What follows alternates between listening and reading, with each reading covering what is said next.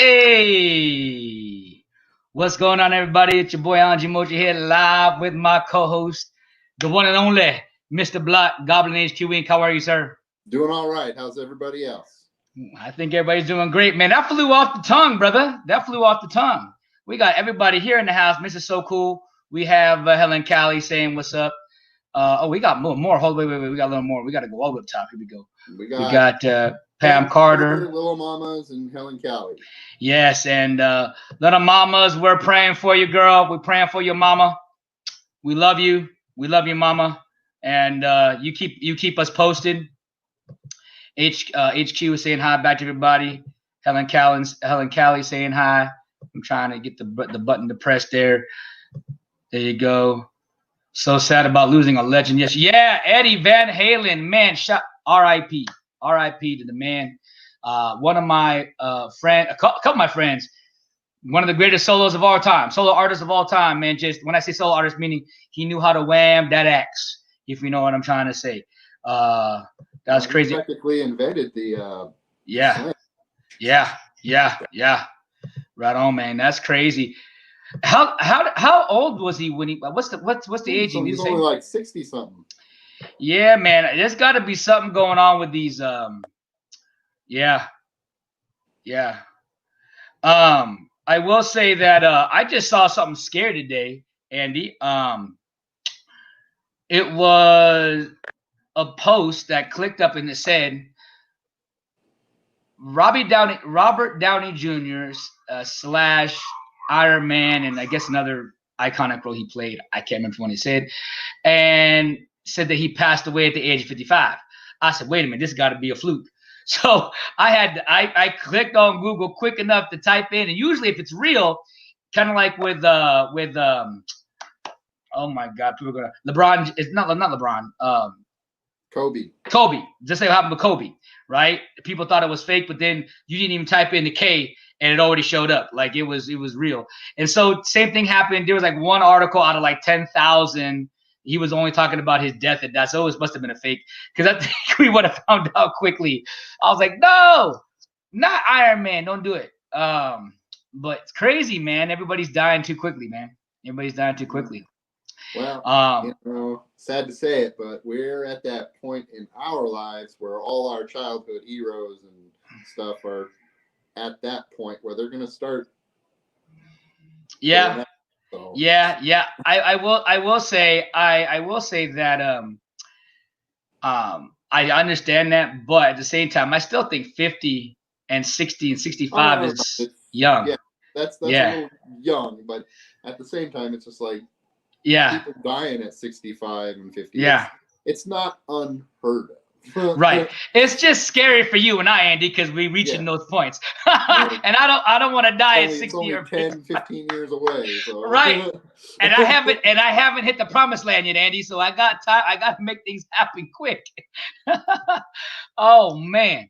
Oh, hold on. We got some shattering news here. My uncle passed away yesterday. I'm so sorry to hear that, Helen Callie. Prayers to you, Helen. Yeah, prayers to you and your family, and I hope that we can put a smile on your face, and get you to not to forget, but just have a second to just kind of leave that behind. Have joy and happiness. Yeah, of course. And then little mama says, Alan, I know this is just random, but I thought one day you're going to make a very great husband for somebody. Just a thought, because I noticed that you're very. Thank you. And I've always been caring, and I will just say I've been really working on myself. So whenever that day is, I still wouldn't be perfect to that person. I'm always going to make mistakes, but I understand certain things, and a lot better than I did before. I will say that. But thank you for the very kind words, little mama. Appreciate that. Helen Callie, my dad is very sad. Yeah, we're praying for Helen Callie's dad. And your dad can watch the show with us. Yeah, bring your dad. Tell your dad to come watch the show. Send him the link. Man, that's crazy. What else? I will say we got a crazy show for y'all. But before we get started, I want to give out my huge Patreon supporters. I promised myself I would enjoy this day, and it is. And so here we go, ladies and gentlemen. First and foremost, we have Helen Callie as a Patreon shout out. We have Paranormal Underworld. We got Through the Veil. Paranormal. We also got Michael Simcoe. We got Team Ranger. We got Elijah Family 1983. We also have Alan G. Mosier Jr., my papa, my Faja, finally jumped on board, gotten the topless one. And I will say this. This is a big one, ladies and gentlemen. And ladies and gentlemen, newest to the Patreon is Miss MC Slots, aka Little Mamas. Thank you so much. I need to have like an applaud button for that. So thank you so much, Helen Kelly. Thank you so much, Little Mamas, aka MC Slots, for being a part of the Patreon. And speaking of Patreon, I will say these are some of the shows that we've been putting up there. We have Alan G. Mosier, Korean Barbecue, Live at Soul Garden. We got some of those videos up. We also got Alan G. Mosier at the Ultimate 80s Party, where we're at the 80s club having a good time. I dressed up as like a mixture of Lord Raiden and the Last Dragon. That was good times there. And then, of course, we have Uniting God's People and a few others that we have on there that you cannot find on YouTube because they either got blocked or taken down. So I'm like, hey, let's give it to all my Patreon subscribers there, and we appreciate you. Whether you do the $2 tier or the $5 tier, we thank you guys so much for being a part.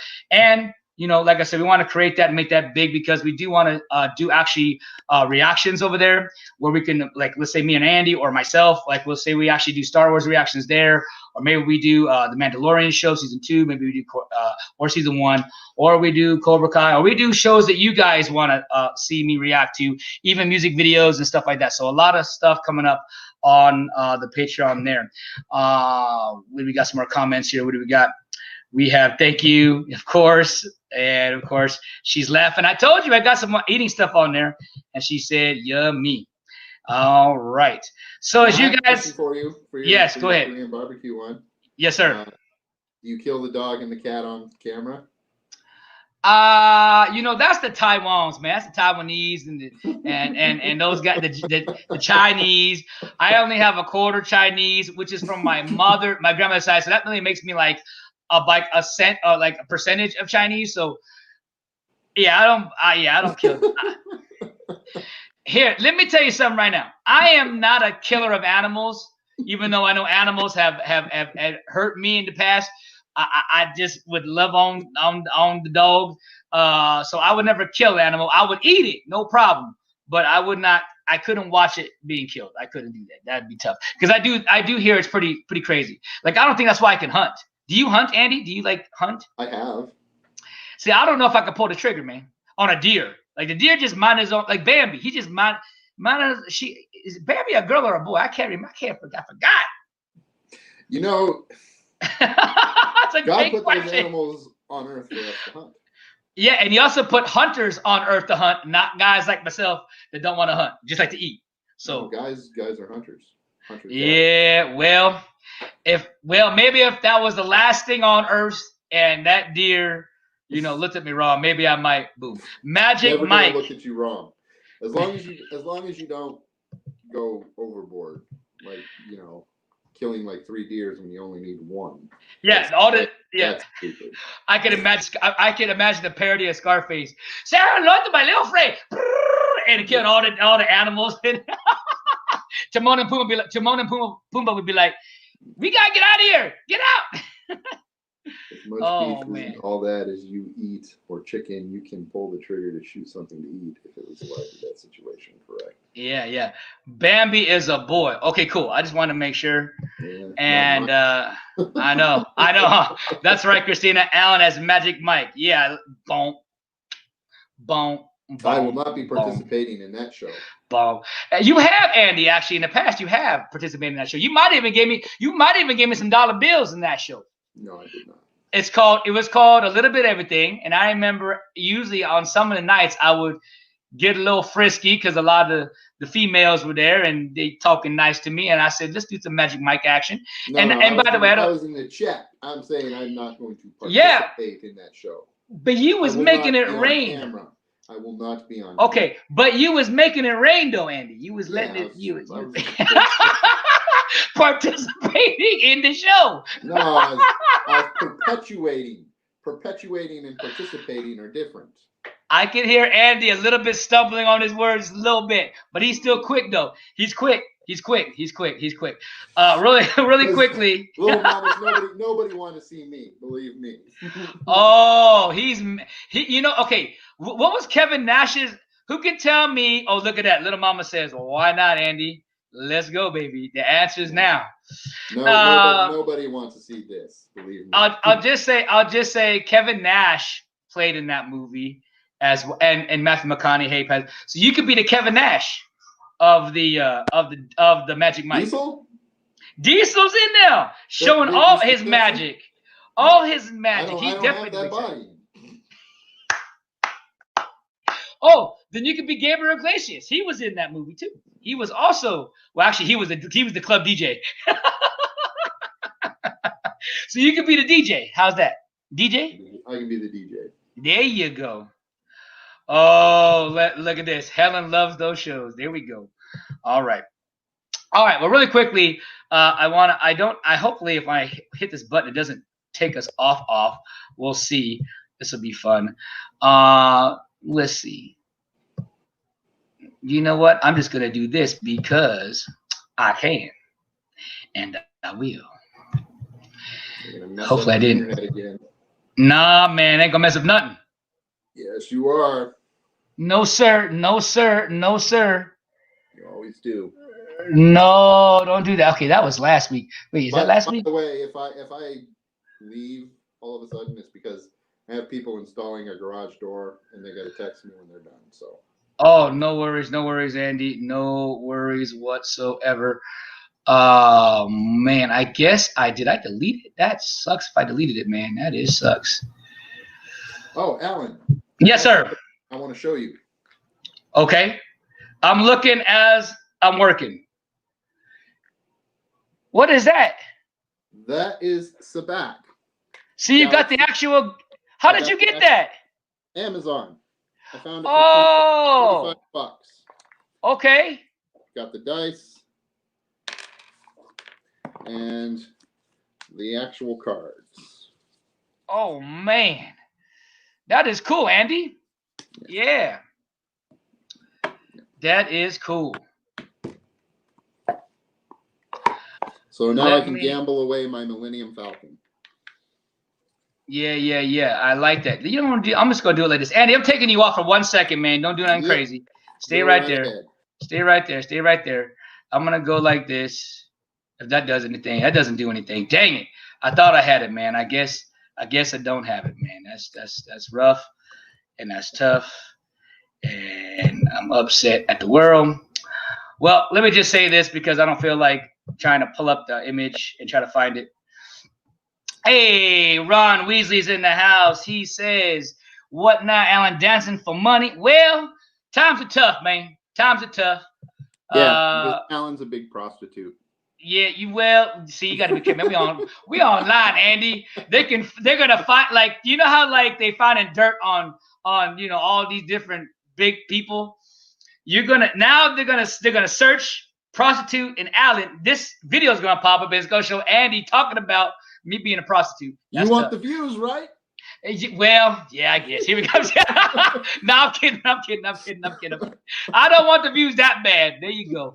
And by the way, if I did strip, trust me, the views would be gone. Now, 15 years ago, stripping, oh, man, this would be flooded with women. 20 years. And men, nah, 15's good. 15's good. I was still good in my, late, it was like 30s. Like 30, no. Actually, no, I give myself more credit. It was around 34, 35-ish when the body really started slipping. Everything else before that was decent. You know what I mean? Was decent. Really quickly, what I was trying to say is you can't see 100%. I'm going to take off part of the banner. This is so bad of me, man. I'm so sorry for not having this ready to go. But you can see through the background, you can see we got John Wick collection. We're going to talk about Lethal Weapon, the franchise, of course, Rush Hour, Jurassic Park, Jurassic World because of that continuation. Die Hard, Underworld, the Rambo collection, and then because it's October and it's the Halloween season, we're going to throw some Halloween love out there for you horror fans. We have the I Know What You Did Last Summer. We're also going to do the Chucky as well, and also Saw collection, Hellraiser, and of course, last but not least today, the Texas Chainsaw Massacre. Leatherface himself. It's gonna get there, man. You see, you gotta tune in. You gotta be a part of that show. The Halloween edition. So we're gonna have that. Nothing but horror that day. It's gonna be good times. So yes. So really quickly, guys, as that's happening, I'm gonna show before we get to that, I'm gonna see if I can pull up that image. And we got some comments here. Everybody still got some good ones in. Oh man, we got some good stuff. Mail came through to say hello. FYI, saying I'm at work. Hey guys, I appreciate you guys stopping in and just supporting even for a few seconds. And guys, don't forget to come through the show and comment later. Like after it's all done. That way you guys, we get your ranking as well. Love to get you guys' thoughts. Through the Veil is here. I just want to say what's up to her. Thank you for being here. One of my Patreon supporters. Thank you so much. Ron Weasley. By the way, I'm going to get that mug Through the Veil. I just got paid in a sense, so I'm going to be going over there and grabbing that. Is Jax here too? Where's Jax at? Did Jax pull through? I guess there he is. My man, there he is. He says, what's up, y'all? Yes. Yes. And Andy, what you talking about over there? I would love to do movies like that. Little Mama's Autism. Somebody though, what movie? Let me go back up there. What movie? What movie you talking about? What movie you talk about? What movie she talk? I can't go back and find it. Andy, what's the movie she's talking about? She wants to see live streams about girly videos like Pretty Woman or things that interest women or even Disney movies. I got you. Okay, I'll tell you what. Little mamas, we're going to work on that next week. Okay? We're going to work on that next week. Okay? There you go. Yes. All right. I see Tony in the background. Before we get, let's bring up Tony. Why not? Let's bring him up. Yeah, let's go, Tony. Where's he at? We need to roast Alan a little bit. There's no Tony there. Well, Tony is doing dad duties. Trying to figure out what that is on his wall. Hey, Pernam Underworld, it's good to see you guys today. We got some cool stuff, but we waiting. Okay, so I'm gonna tell you what. We're gonna leave him here. And then we get back from the trailer. I'm just gonna show a trailer. We're gonna have little small commercial breaks. You know how WWE was like, we're never gonna have commercials on WWE Network. It's always their commercials. So I'm gonna plug in my own stuff for you guys. So I'm gonna plug in my trailer. And so I'll tell you what, guys. Here is a show of mine. Actually, it's not a show. It's my movie called The Case. If you have not seen it yet, go check it out. Here's a trailer for it, guys. Let's do it.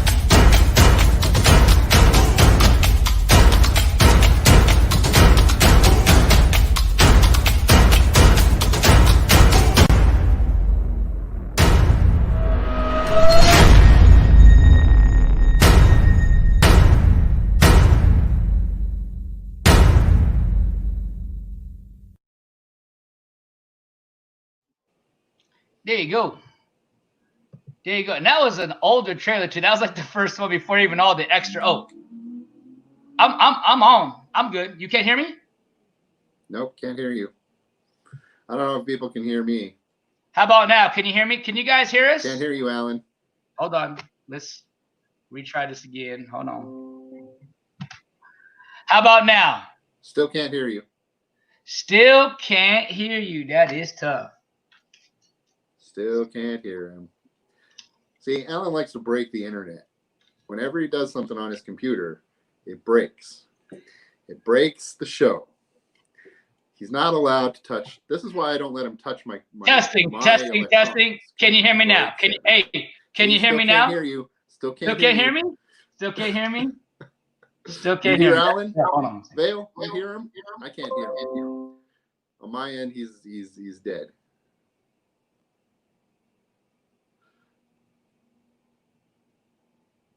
I agree, Ron. Jack should be in there. Jax Norris. I like the sound. That's a great stage name right there. He has the beard for it too. He's got that rugged, manly beard. Yeah.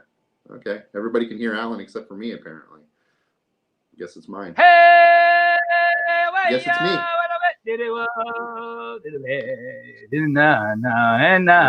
gonna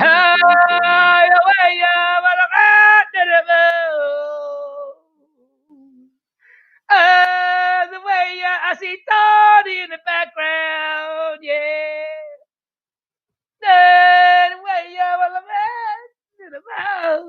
That's some horrible Lion King. All right. Hey, we're gonna bring up Tony. Hey, we dished Hey, what's up, man? brought in Andy. Ladies and gentlemen, this is Andy 2.0. What's up, Andy? It's good to see you, brother. I already saw your dog in the background over there. Already got the spot on the dog. Yep, there right he there. is. Boom, there he is. There it is. There he is. The myth, the living. Once a show. Once a show. Hey, twice a week. Hey, Tony, they saying you can rock a beard, brother. They said you can rock a beard. Ain't that something? Look at that. Jack should be in there. Alan, you're fine. I can rock a beard. I know. I tuned in. I tuned in. All of a sudden, it was Kung Fu Moser hanging out, doing some fight scenes.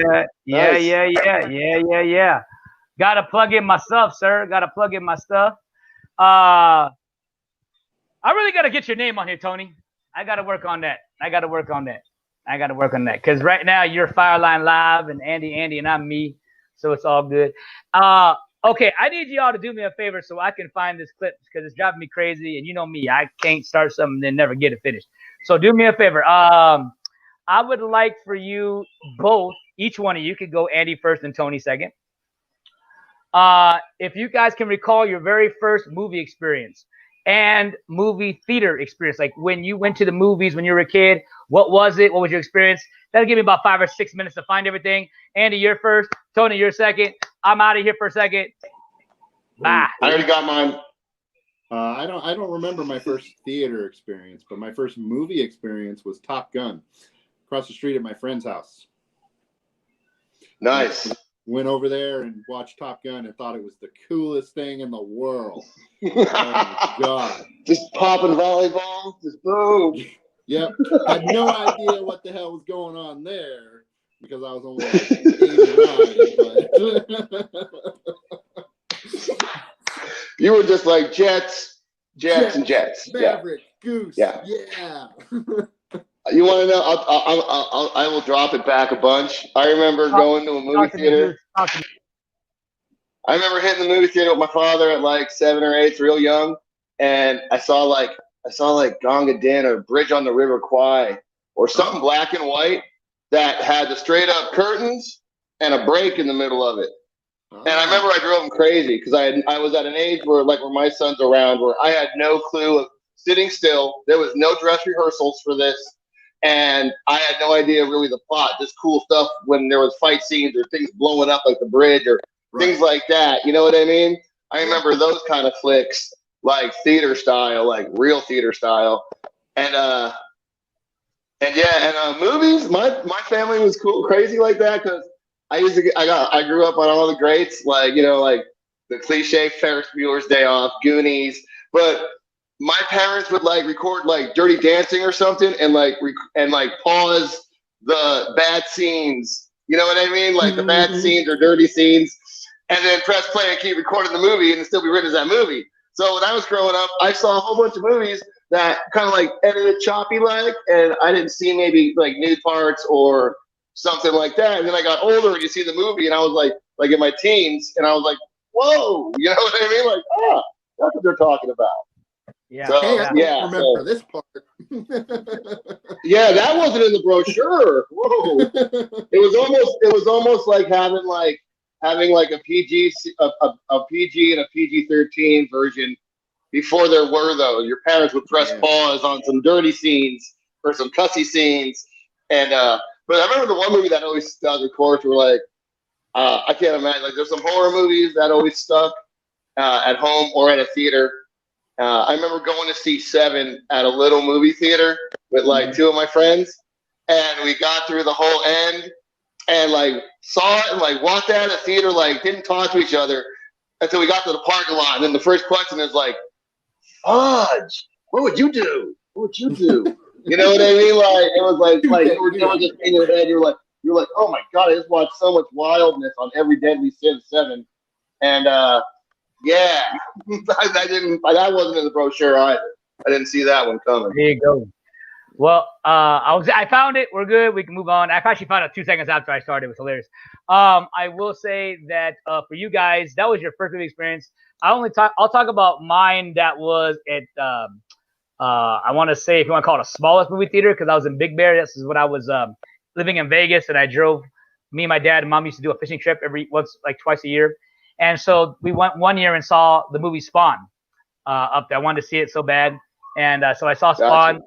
And it was like, and it's really, because, up in the woods, everything's kind of, nothing knocked everything down, but it's very dingy. It's very small. And it's quarter creepy. It can be quarter creepy once the sun goes down.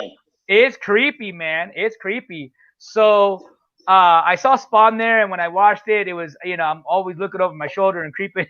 But it was, it was a fun movie, and it was a dark movie for a dark place. How you like them apples? All right, I found the thumbnail. We got a lot to talk about in a short period of time. We got everybody still here. They're talking about, we tossed you a Facebook on Alan. There you go. We got, someone said Hakuna Matata. What a wonderful phrase. You were saying your butt off. Yeah. Hakuna Matata. There you go. What a wonderful phrase. Let's see, going up for my afternoon nap hour. Don't leave just through the bear. You have to answer some questions as we go through if you watch any of these. So let's get to it, guys. Or remember, like I said, you guys that are on the live right now, if you want to go back later on the replay and comment at the bottom and let us know what your guys' favorite movies are, what your rankings are, which ones you liked out of the series. And so here we go, guys. I'm going to pull up the front. And actually, let me take off that banner, too, by the way. Where'd it go? Bam. There we go. All right. So, as you can see, we're going to start off number 1 with Mr. John Wick Collection. So, with the John Wick Collection, I'll have Andy. Andy, you go first. Which one was your favorite? And do you have a ranking for the 3? I think it goes in order: 1, 2, and 3. 1, 2, and 3. Okay. Yeah. I didn't. I liked number 1. It had the most impact. Number 2 was cool. It had some cool fight scenes. Number 3 was very cool. It had some cool fight scenes, but I actually didn't care for the little bit in the middle with Halle Berry. I didn't care for that bit. That was number 2. That was number. No, that was 3. That was 3. Yeah. Okay, gotcha. I totally agree. 1, 2, 3. Totally got that. I'm a little on the other side of the pendulum with the Halle Berry thing because I love those fur missiles. Those dogs were so sweet and dangerous. Cool. And you couldn't have the dogs without a little. You had to have a little story on it, and I thought those fur missiles were just sweet. I want to get a dog, name it Karen, female, protect my family. That movie makes you want to go out and get some little shepherds or some kind of cool dog that you're just go sick them, protect my life. So it was cool. Great. If you could do me a favor, Andy, that'll help me out. Just after we talk, we start talking about the actual film itself. If you could type in like what I just said, rate your favorite, whatever it is, for the next upcoming movies, that'd be awesome. That'll help me out. Thank you, sir. And so yeah, so mine, same as you guys. 1, 2, and 3. It would have been 1, 3, 2, but even though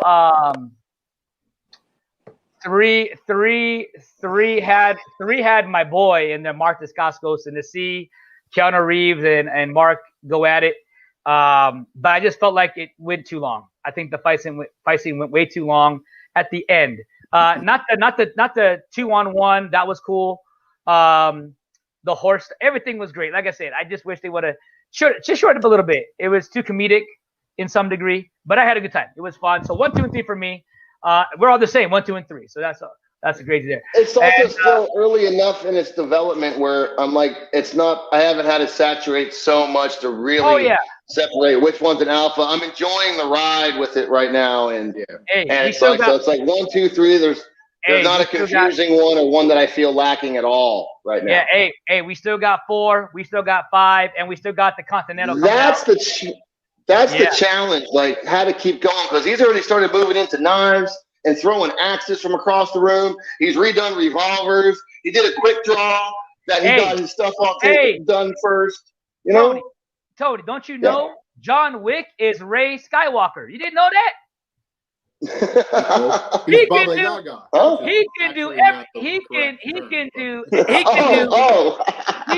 do Keanu Reeves can do anything.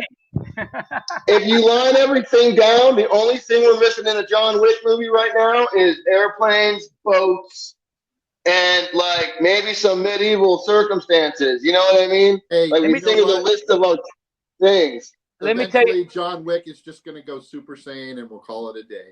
No. I know you got. I know you. Listen, I don't want to bring up. But think about it. He's done so much. What hasn't he done yet? Hold up. I don't want to start talking about another. I don't want to talk about another franchise, but I do want to talk about this. That Keanu Reeves, because he's so wanted right now next to The Rock. But this is the next guy that's like on everything.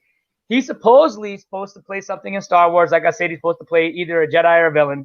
He's also supposed to play in the Fast and Furious franchise. They're supposed to put him in 9, but he's going to be in Hobbs and Shaw. But most likely he'll be introduced in 9 or 10 as one of the big guys. He's also supposed to be playing Ghost Rider or another character, and other in DC. So this man is on every big franchise right now, so he's doing really, really well. We talked about this before. It's to me, with all that, it's about time and how long and creating the movies and things like that. Like, it sounds great on paper, but I'm not going to believe all those movies are actually going to be here until I see them. Especially with but here's the thing, even with the whole thing about because I don't want to skip out of what we're doing right now, but I do want to mention that movies have been getting pushed back again. Like 3 movies just got pushed back. The Batman just got pushed back. Batman Dude just got pushed back. Wonder Woman. I heard a conspiracy theory already about the Batman that he didn't work out or keep his regimen at all during all this, and that's one of the reasons it's actually getting shut down, because he's no longer in the same conditioning. So it don't matter, man. Look it up. Yeah, who cares, man? I just want the movie to come out. Really quickly, I got to say hi to my good friend Angelina Ciros. Good to see you for hanging out. I sent you the link, told her to come hang out, have some fun with us. So she's here. We have Paranormal Underworld. Put 1, 2, and 3 for John Wick. Let's go to the next one, everybody. The next one is going to be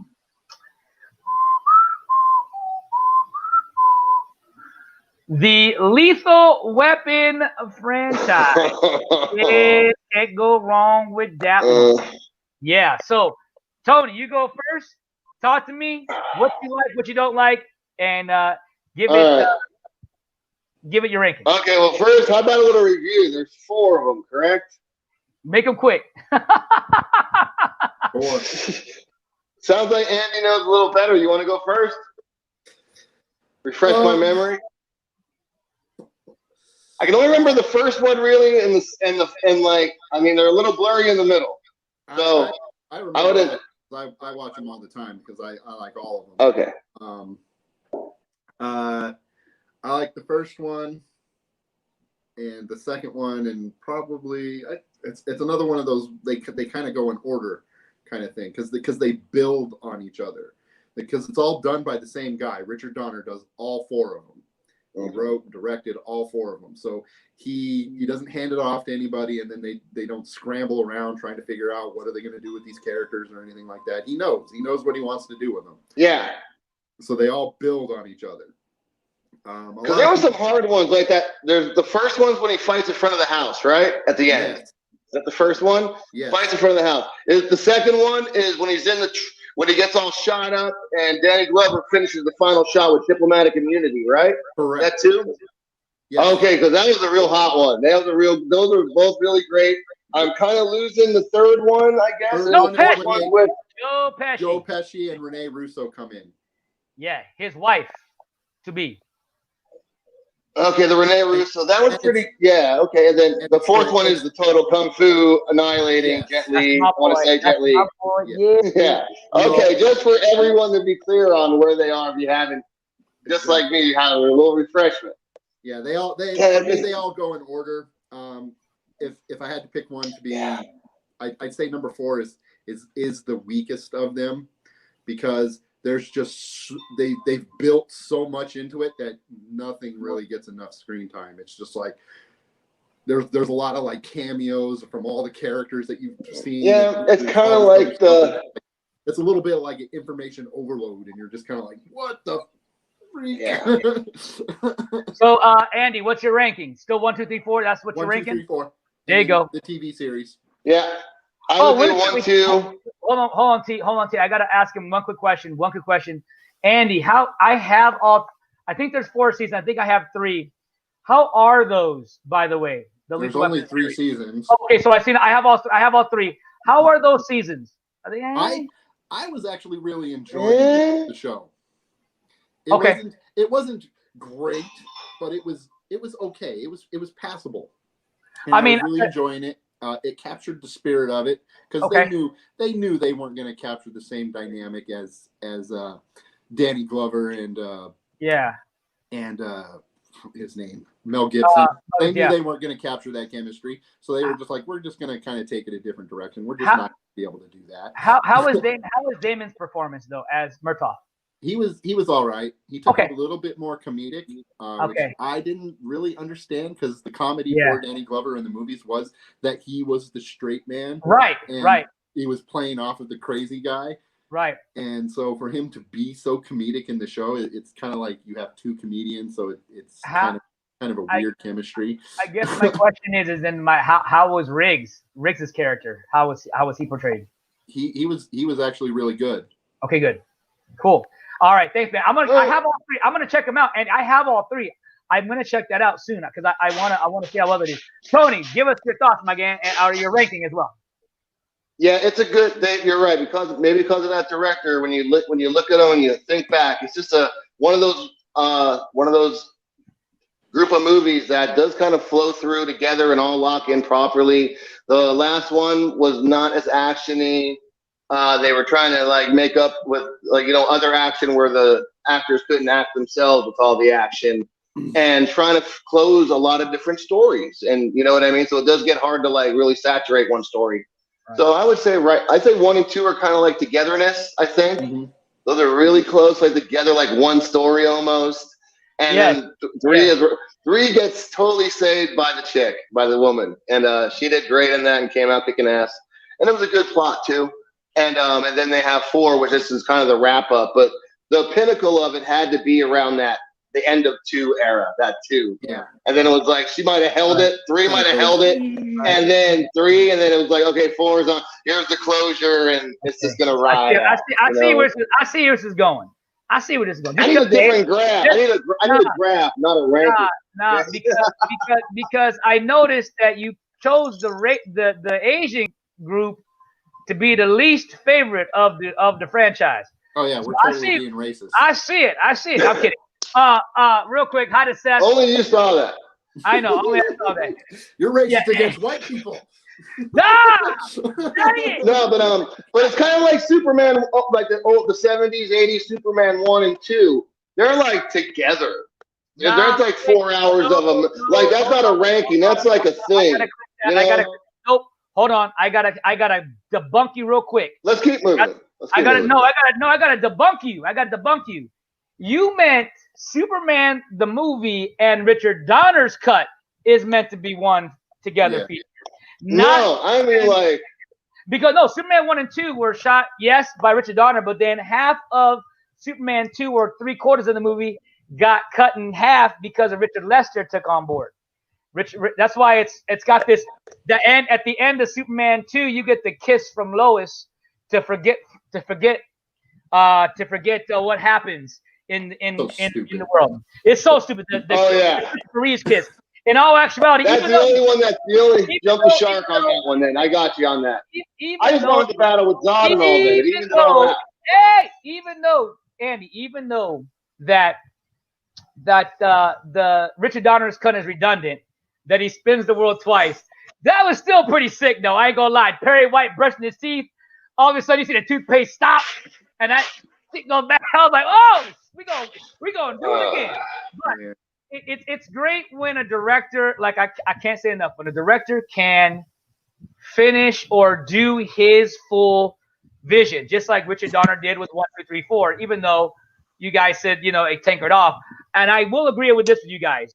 I will say that 1 and 2 is together. I believe those two are together for sure.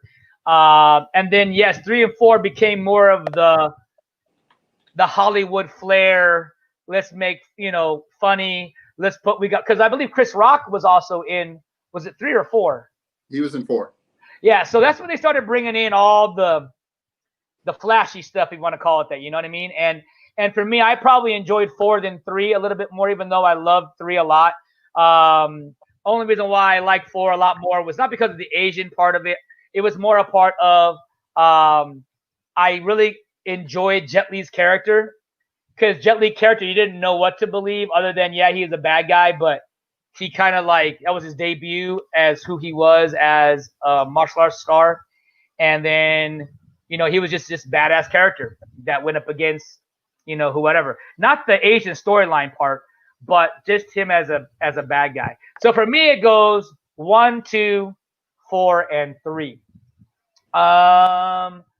And we got Elijah is here. Thank you for being here, man.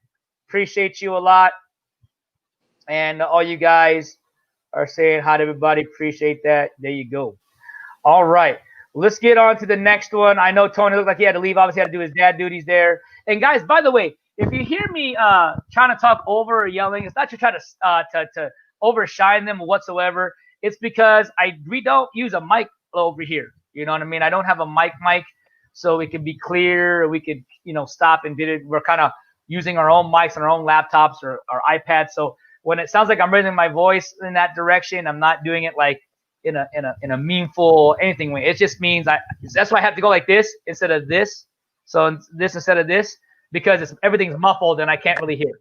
So I just want to share that with you guys in case you felt, man, he's getting a little angry. Maybe just a little bit. I'm just kidding. But here we go. We got my man. Let's see what we got next. Speaking of Asians, Rush Hour. We're going to talk about some Rush Hour action. Yeah, some Rush Hour action. And we're going to bring back Tony. That was a cool glitch. I like that. That was a cool glitch.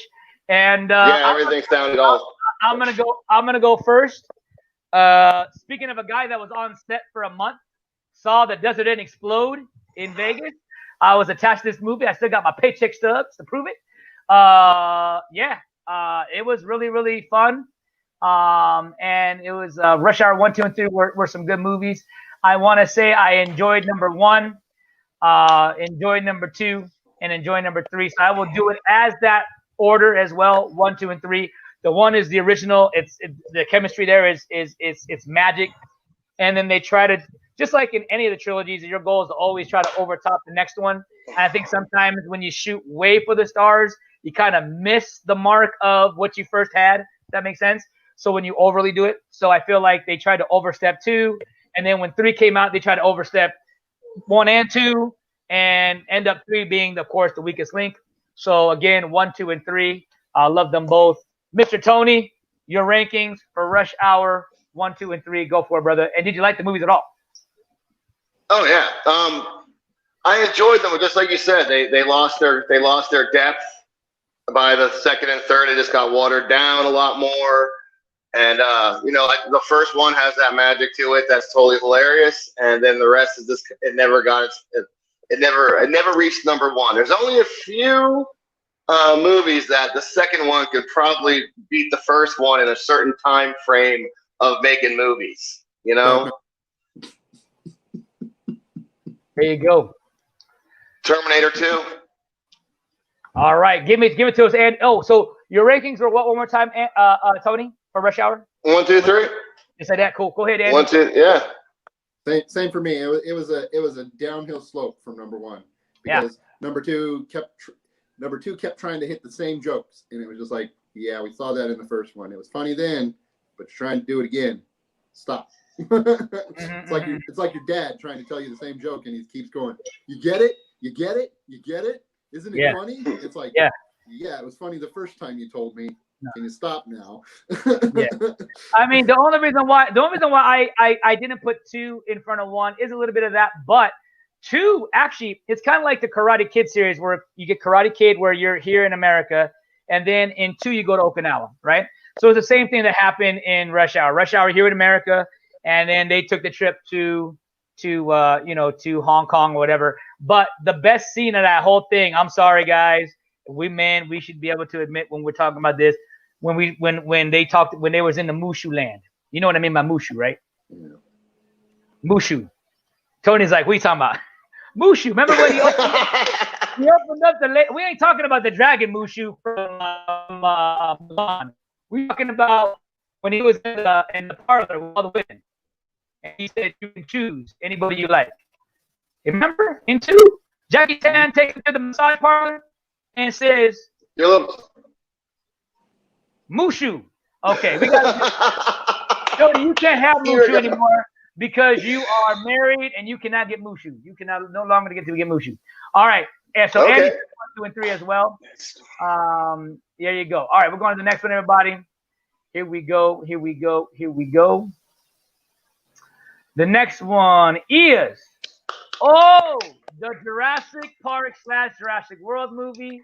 Obviously, we have Jurassic World. We got Jurassic World 1, 2, and 3, and then Jurassic Park 1, 2, and 3, then Jurassic World 1 and 2, with 3 in the midst. Andy, go ahead, my friend. Okay. Yeah. Jurassic Park, obviously number 1. Okay, and I would actually put Jurassic World number 2. There you go. Then Jurassic Park 3. Yes. And then Jurassic World 2, and then Lost World after that. See, and Andy, I will agree with you. A lot of people said 3 was really bad. I actually really enjoyed 3 and what they even tried to do with all the special effects. And that's why I rank it so high. I like what they did. A couple of the characters in there, I was like, okay. The blonde chick, she needs to go. Stop screaming. Dude, she should have been eaten quickly. Yeah. I'm surprised she didn't get eaten and some of the military merc guys did. Some of the military merc guys didn't just shoot her on the spot. Yeah, I will say the pterodactyl scene was very, very impressive. All right. I will say that. Tony, go ahead. I've just gone through this, so I like to go by islands, to be honest, where the first two happen on Site A, which is where the park is. So of course, Jurassic Park is great. You follow it right through with the Jurassic Park 2, and then you hop right up to Jurassic World, where they're back on that same site with the same T-Rex, and they got that part is all closed off and stuff. and you can kind of roll. I like keeping it on the island, I think, for the thing, and then number 3 is the end. So it'd be 1, 2 Jurassic Park, then 1, 2 Jurassic World, and I'm putting 3 at the bottom right now. So even Tony, though it's fun to watch, but even the dude says that when they made it, it was like a total jump the shark. He's like, I'm a character in this movie, and I have no idea about this island or what's on it. And you got me over here doing a flyover and let's land. Hey, it was just like too pushing. Hey, so Tony basically rewrote the story for Jurassic Park. Basically, he just said, "Look, the storyline is going to be 1, 2, 4, 2, and 3." No, you go by islands. You know, I'm sorry. You could still spit out Jurassic 3 right now. You could just make up a Site B where they were all created. Well, and then you move them to Site A. So I mean, you could totally remake it with the same guy, the same doctor, and it could still like work nowadays. Because even though Site A is blown up now, you could still be like, well, we got a Site B. Yeah, well, Lost World number 2 was on Site B. There you go. Was it? Yes. Are you sure? Absolutely.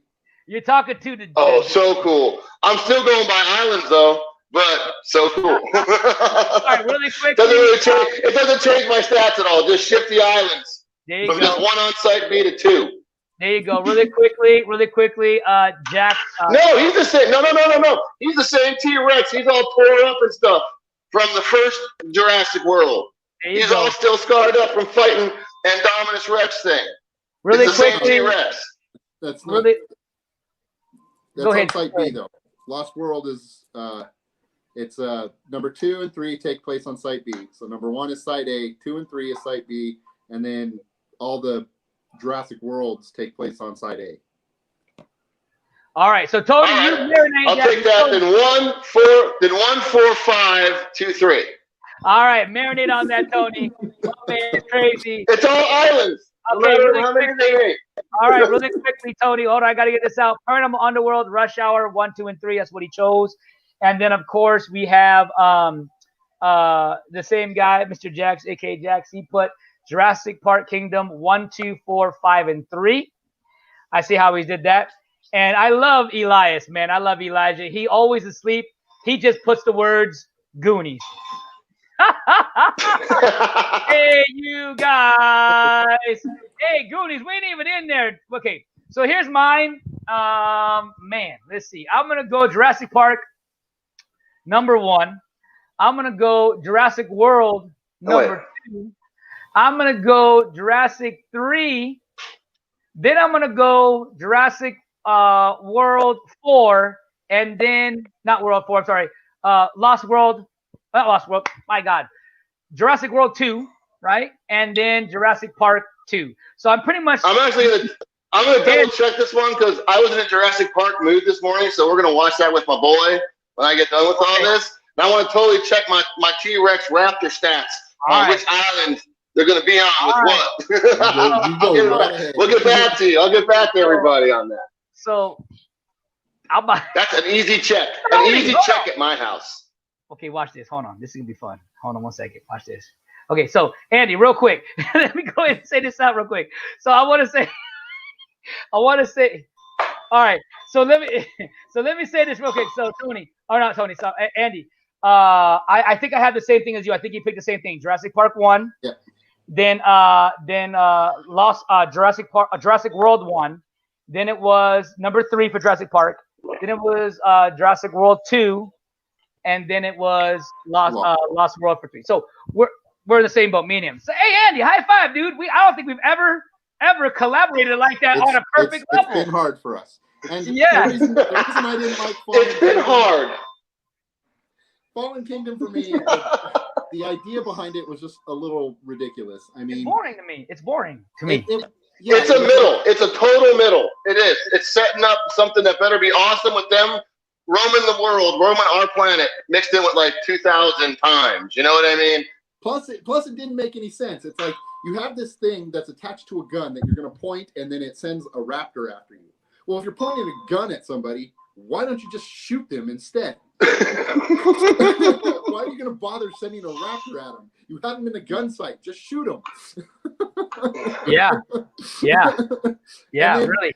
And then it's right there by 3. It's right there by 3 right now. And if they make another one and it comes correct, that one's probably going to go. It's going to be like 4, 6, 3, All right, 4 or something.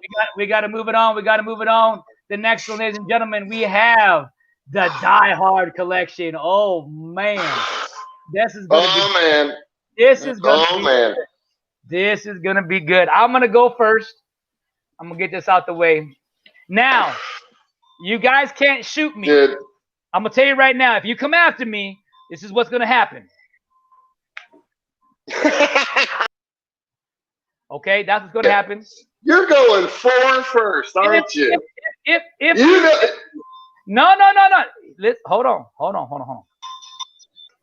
The reason why I said it because I haven't seen 4 and 5 yet. Oh. So wait. So when you guys talk about 4 and 5, just do me a favor.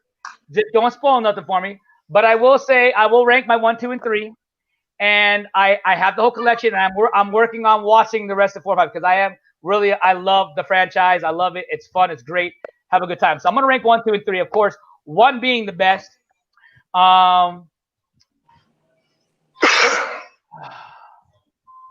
3 is with Samuel L. Jackson, correct?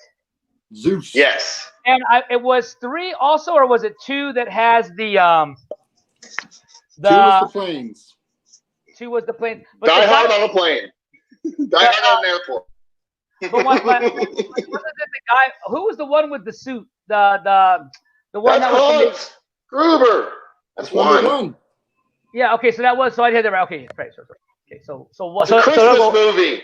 Right. It's a Christmas movie. Oh, yes, I know. It's like Lethal Weapon. Lethal Weapon 1 was a Christmas movie. I know. Anyways, Gremlins. Okay, shut up. Here we go. So we're gonna do 1, 3, and 2. 1, 3, and 2 is my ranking so far. I can't do 4 and 5. So 1, 3, and 2 is for me. Andy, go ahead. 1, 3, 4, 2, 5. Oh snap! So 4 is. I can't wait to check out 4. Oh yeah, no. Wait. I saw the trailer for 4, and I thought for sure that might be on your end list because it's really. It seems like a big blockbuster craziness. Look, no. 4 deals with some really cool ideas. Cool. I'm excited. With like a John McClane kind of out of time thing, and Justin Long in there. He's actually a really cool kind of character. And cool. I'm excited. Timothy Oliphant. I don't know how to pronounce his last name. Yeah. He's actually a really cool kind of villain. He gives this really good performance as his character in there. So, and he's really cool. So I really like 4. 4 better than 2. Real quick. Hold on, Tony. Hold on. I want to give a shout out to Smoking Joe. Thank you, Smoking Joe, for being here. Thank you guys for everybody being here. Go ahead, Tony. Yeah, it's kind of, and 4 touches base more with what happened to the daughter, and 5 touches base on more what happened to the son, technically. Don't get both good stories. Don't give no more than that. Yeah, I won't. But I'll put at the bottom. I'm gonna put at the top is number 1, the trendsetter, the forefather of that strand. Number 2 is the jumping shark version. He goes right to the bottom. He's right at the very bottom of it.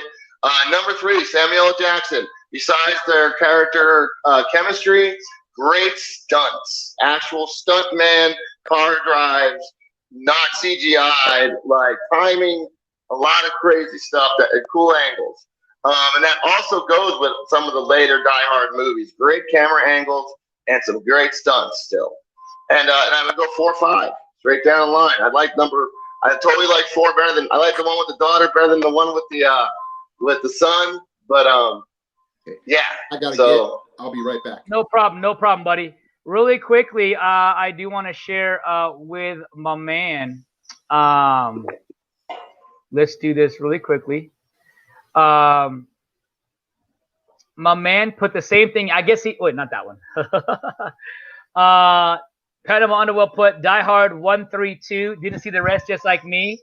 So I'm gonna definitely check out 4 and 5. That sounds amazing. Well, you gotta see, Die Hard was like the first. Die Hard, for a little history, was like the first action movie-ish kind of thing, all like in one place, in like one building, all this chaos in one building, and they made it so deep, like little things like he didn't have shoes on and getting cut up by the glass. There's things that make the odds against this man. His tank top was like white at the beginning, and his tank top goes through like 5 different layers of colors before the end of the actual movie. Oh yeah, it's like he gets through the ringer, and a lot of movies become copies of it in a small way. Speed is Die Hard on a bus. Speed 2, Die Hard on a boat. Like, you know what I mean? Like, there's a lot of movies that just become passenger. Like, a lot of movies in that area was just basically Die Hard, all action in one little situation, and all copied the Die Hard formula. Yeah, and there's nothing wrong with that whatsoever. Yeah, it was a total trend center, game changer. Little jokes and stuff where you need it, human situations where you need it, and yeah, it was great. It was cool. All right, we're gonna move on, but I'm sure Andy will be able to jump on board. Yeah. But I really love this franchise. This is one of my favorites. Man, this is a good one. And this is the Underworld franchise. The Underworld franchise with Kate. I want to say Beckinsale. I'm probably saying her name wrong, but dang it, she is good looking. I'm gonna tell you that right now. She is good looking. Now I know in the third one, which is the prequel, they got a different actress, and I forgot her name. So it's supposed to go Rise. If you watch this in order, not theater release, if you watch in order, it should be Rise of the Lycans, then Underworld, then Evolution, then Awakening, and then and then 9 is 9. Sorry. 5 is something Blood Wars or some of that. And so for me, I enjoyed the entire series. I'm really glad they got back Kate, even though I enjoyed the other lady's performance because it was a prequel. I don't mind, just like with Solo. It was like her younger. Yeah, it doesn't have to be the same character. Yeah, and see, that's why I enjoyed Solo so much when everybody couldn't grasp that we wanted Harrison Ford as the deep fake, but I really enjoyed Solo because of it was a younger. It didn't have to be It didn't have to be Harrison Ford. It could have been Han Solo. It could have been that guy, Aaron Alderreich. And I will say this: if you look at Aaron Alderreich's how he moves and talks, he did a very good job as Han Solo, right? So back to Underworld though. It is that same formula where she did a great job playing Selena, and so it was cool. Now, even though that wasn't my favorite of the series, it is my least favorite. So I will say it goes number 1. Then it would go 4. No, I take it back. I'm sorry. No. Because they at least I really like Michael. Michael's her love interest in there. I love that character. So I can't put him there. Because 4, they only allude that he's alive. 4, they allude that he's alive. Just by the way, 4 was a little weird because didn't she get like the immortal powers with the white instead of just the blue eyes, like where she can be more of an immortal because she has the Corbin blood in her? And they didn't touch into any of that when they did that reamp with her. When they did it again, when they did the one. Yeah, so they didn't have the guy, and they didn't give her one of her abilities. They toned her down and took away the dude, and it makes it just struggle a little. So for me, it would go 1, 2, 4, 5, and then 3. That would be my ranking for that. Even though I really enjoyed 5. 5 was pretty. There's a bad, cool-looking fight scene at the end of 5 where she fights like she walks into the lion's den, and dude, oh man, that fight scene was really sick. They came correct on it. So what is your ranking for that? I would do the prequels first. Like I mentioned, the prequel ones, the history about them all, totally tight, on horseback all night, like that was sweet. And it gives you the setup, like I said, to instantly go into the movies. You already know the Underworld, the second one. And like I said, that one when they started losing the guy, you know what I mean? Because they already summed up, they had like 3 main vampires like hanging out in sleep. And they told you what happened to 2 of them. And then they totally go off and go to what's going on with the daughter and stuff. Well, maybe. And I'm still sitting here wondering what happened to that one vampire. Well, maybe there's a sixth one out there. I know that I don't think she said. I think she did say she was done, but who knows? And maybe they might kill her off, like how Han Solo didn't want to play it no more. Harrison Ford. Maybe they kill her. Maybe they kill her off, and they bring in a daughter because remember. Maybe they could bring in her daughter. You know what I mean? That'd be kind of cool. I don't know. Yeah. But we'll see. Incredible Underworld. He puts Underworld 3, 1, 2, 5, 4, which is kind of almost like yours. Almost like yours. All right. We got to move it along, guys. We're going to, we're going to take not a commercial break, but we're going to take a quick look at a show that you guys can watch on my channel called AGM's In and Out Top 10 List. Check out this great series that I did. It's a great show. Here it goes.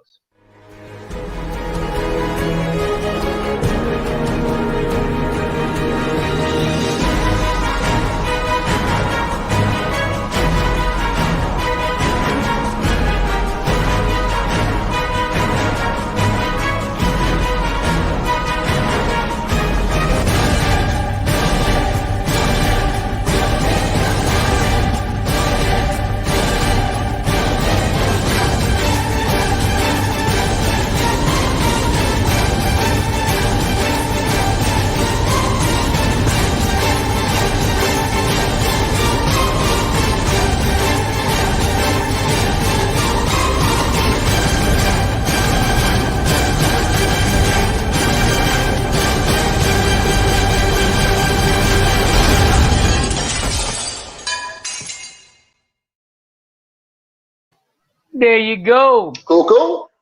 You guys. Cool.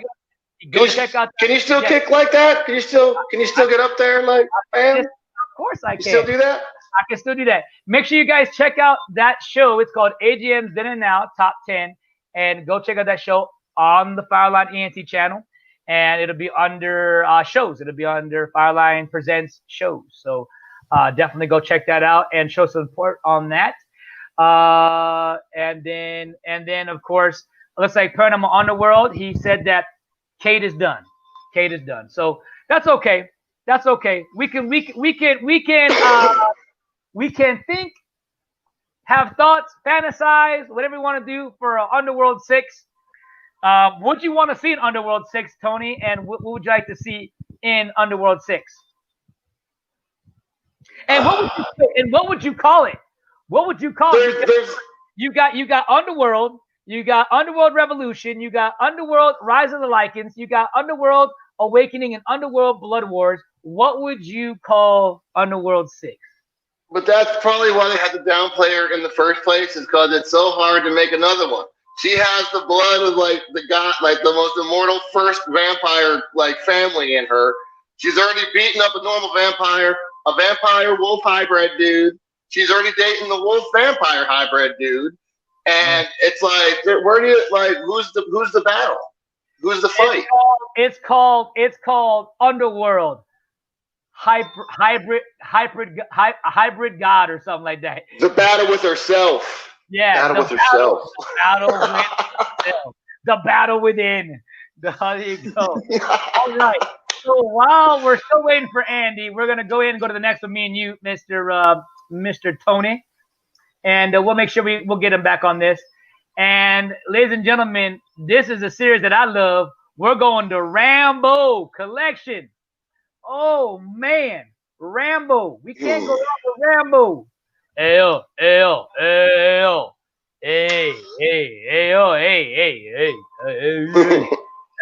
we're gonna go. Let's see.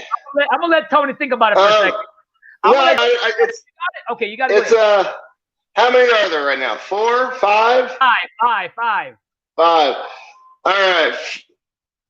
First one, I got into like Rambo with the second one before I saw the first one. So the second one is what got me into Rambo. So that would be like the one I like more. You know what I mean? The most, the one that grabbed me. Then number 4 was, I want to say 4, 3. Yeah, then I guess 5 and 1. Okay. Yeah, and there's nothing wrong with it. Let's put it this way. It's so funny. I am an '80s kid. You know what I mean? And '90s. You know, because that was with all these movies. Someone came out. Yeah, I think I think Rambo. Did Rambo 1 come out in the '70s or was it in the early? No, it was all '80s. It was Okay. all '80s. I want to make sure because I know some of those. I will say this. I just recently got into Rambo as far as watching all the movies like 2 years ago, maybe 2.5 years ago.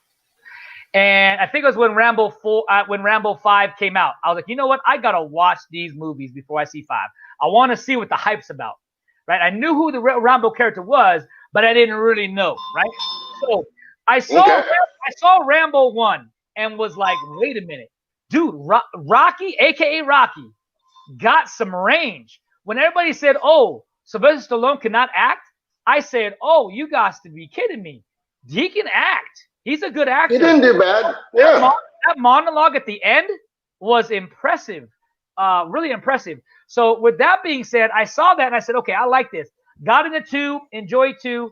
Got into 3. Now 3 is the one that got like Hollywoodish, man. You got everything blowing up and not just blowing up, but they brought in all the different aspects of what a Hollywood movie does. And so they did that. And then 4 came out. And then, of course, I saw 4. And then, like I said, 4 took it to that next level. And then 5, oh, my God, I love 5. So here you go. So, okay, well, really quickly, World Traveler, I don't have a mic. And I have my earphones on. And sometimes I do raise my voice. Now, I just said that earlier today. I raised my voice because of I don't have a mic. Well, World Traveler, I'm so sorry. I'm not yelling.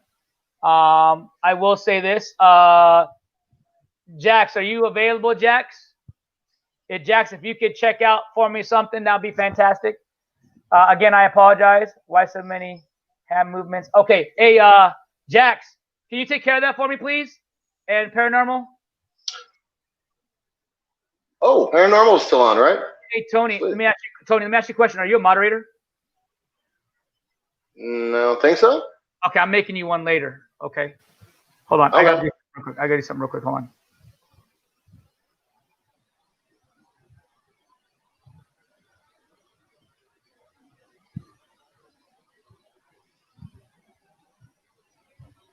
on. Sorry for stopping the show, guys. Checking your levels. Okay, never Checking mind. some other stuff. I know. I'll tell you right now. Your next word is peppers. No, I know who that is. Hey, Jamie, be careful, brother, because be careful, my guy, because I almost thought you were a troll and I was gonna kick you off forever. Be careful, brother. We get a lot of and when you do live shows like this, you get trolls, which are guys that are very disrespectful and mean and rude, and they get blocked and kicked off forever. Not just me, but every live stream goes through this. So just give me a heads up. All right, thank you, brother. I appreciate that. I know who he is. When you mentioned KBQ, see you later. I know who he is, and now I know the cucumber with the damn hat. And by the way, happy birthday to World Traveler. I know who he is. Happy birthday, brother. Pre-birthday. He came over this past weekend, had a great time with me, and we sang karaoke. We chilled, had a great time, and it was fun. He also bought himself a Thanos replica sword. It looks fantastic. It looks fantastic. And they say you can't buy stuff here in Victorville or Apple Valley, right? So in the California world. So So really quickly, I want to rank Rambo's movies from Paranormal. And Paranormal Underworld, he ranked 2, 1, 4, 3, 5. That's what I'm talking about there. And then you the man. Thank you, World Traveler. You know, you the man, brother. I appreciate you. Thank you, man. Yeah, I delayed. I'm glad I did. Yeah, thank you. Yeah, thank you. That's one of my best friends, man. World Traveler is one of my best friends, and I'm glad we didn't take him out. Guys, do me a favor. Go check out World Traveler. This guy is a world-class professional celebrity artist and photographer. He mixes with all the big dogs in the world of entertainment, with models, actors, actresses. But when I say draw, man, let me tell you, his hand stuff is off the chain, but his digital stuff is now that next level. I interviewed him on one of my podcasts called Quarantine Hangouts, the Celebrity Edition. Make sure you guys check out my boy, World Traveler. It's not that. It's under Liquid Star Media or Liquid Star Photography, a.k.a. Jamie Lim. If you want to look for him on social media, you'll find him there. I mean, you'll love it. Tony, you'll love his artwork, man. Amazing, amazing stuff for sure. All right, a.k.a. World Traveler, a.k.a. Jamie Lim, a.k.a. World Star, a.k.a. Liquid Star. He got so many names. Hey, we appreciate you. Thank you for being here. And there's your shout out. Love you, man. All the time, man. Big time. All right. There it is. Liquid Star Photography. There it is. He's got so many names. I've known him from the get-go, man. I know him from the get-go. All right. So let me give my Rambo numbers. Go for it. Man. Okay. So I'm going to go 1, 5, 2, no, 3, 2, 4. There you go. 1, 5, 2, 3, 4. There you go. I don't know where Aaron is. Tell Aaron to come on in. Tell Aaron and his wife to come on in here. His future wife to be. All right. Okay, guys, we're gonna move on to some horror genre. Now, next week we're probably gonna do one for the ladies. We just got requested, so Tony, we're probably gonna do nothing but chick flicks. We're gonna rank chick flicks next week. Be ready for that. And then, because we were told that we don't do nothing for the ladies, so we're gonna do one for the ladies next week. And then the week after, which is Halloween season, we're gonna do nothing but horror, and we're gonna do it that way there. Okay. So here we go. Here we go. The first one we're going to do is I Know What You Did Last Summer. Now, there's 3 movies. We have I Know What You Did Last Summer, I Still Know What You Did Last Summer, and I believe that last one, just to make sure I know what it's saying, is I'll Always Know What You Did Last Summer. Oh, wow. That is, I think I saw that movie once. No. I think I can only rate the first 2. That was it. 2? It was it was too. It was going too far down. I was like, I can't do it. Yeah. Hey, what is the bad guy's name? The slasher's name? Is it Hookman? Is that his name? Hookman? Oh, I don't know. I didn't log it. So okay. So if you had your 2, what would be your 2? Your ranking for those 2? Oh, it would just be 1 and 2. You know, I just know it like a storyline. I didn't keep going down the rabbit hole to find different plots and different twists. my weakest category in Jeopardy here is horror. So okay. Yeah. In a sense, mine too. But I like the original horror, like I like the black and whites. You know what I mean? And I like the slashers, right? So let me ask you this: Freddie Prinze, I believe it's Freddie Prinze Jr. that's in those movies, correct? The main actor, you don't know Freddie Prinze Jr. What? The weakest category in Jeopardy is horror. What about what is it? Love Hewitt's in there? What's her name? Miss Fine herself. What's her name? Jessica Love Hewitt. Is that her name? Yeah. Let's take a peek. Take a little Google. Let's take a little Google. Cast of I Know What You Did Last Summer. There it is. And we have, Jennifer Love Hewitt, Miss Fine herself. And yes, Freddie Prinze Jr. There you go. Here is your list. Right there, Tony. There you go. All right, there it is. All right, 3 people. Right there. The ones that matter. I know. The ones that matter. There you go. All right. So moving on to the next franchise. Man, you should know this one, though. You should know this one. We're going to go to Chucky. And now I know that is. Now, hold on. I got to do my math. Hold on. There's like, yeah. Hold on. I'm going to do my math. I know what they are, but I want to double check. Chucky. These are going to be the classic titles: Chucky's Revenge, Revenge of Chucky. Hold on. Yeah, I know. Chucky, full franchise. Here we go. I'm gonna go list of Chucky movies. Okay, here we go. We got it. We got them all. Well, kind of all. They're missing one. Here we go. All. See, I knew there was 8. There was 8. Oh God, there's 8. There's 8. Okay, here we go. So we got Child's Play 1, right? Yes. We got Child's Play 2. We got. Wait, why is it go? Oh, they're ranking them.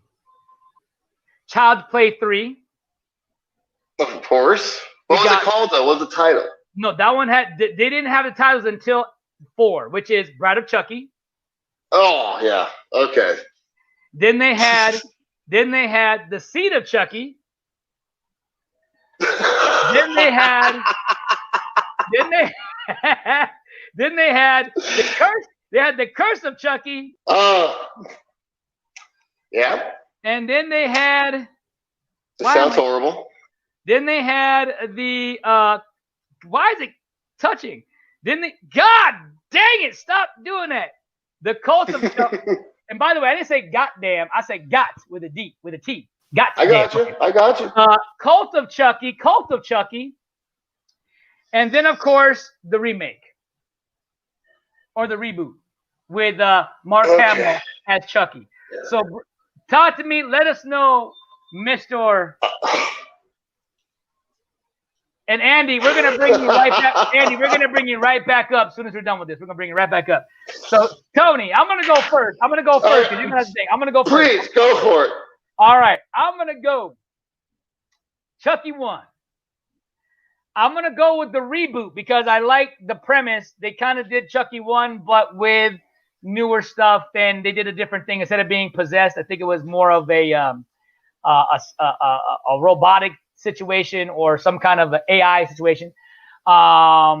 They may do a paranormal. I don't know what they're going to do. Not paranormal. They might do oh my God, I just said it a second ago. Taking over the person, possession type of thing. We'll see if they do a second one with that. I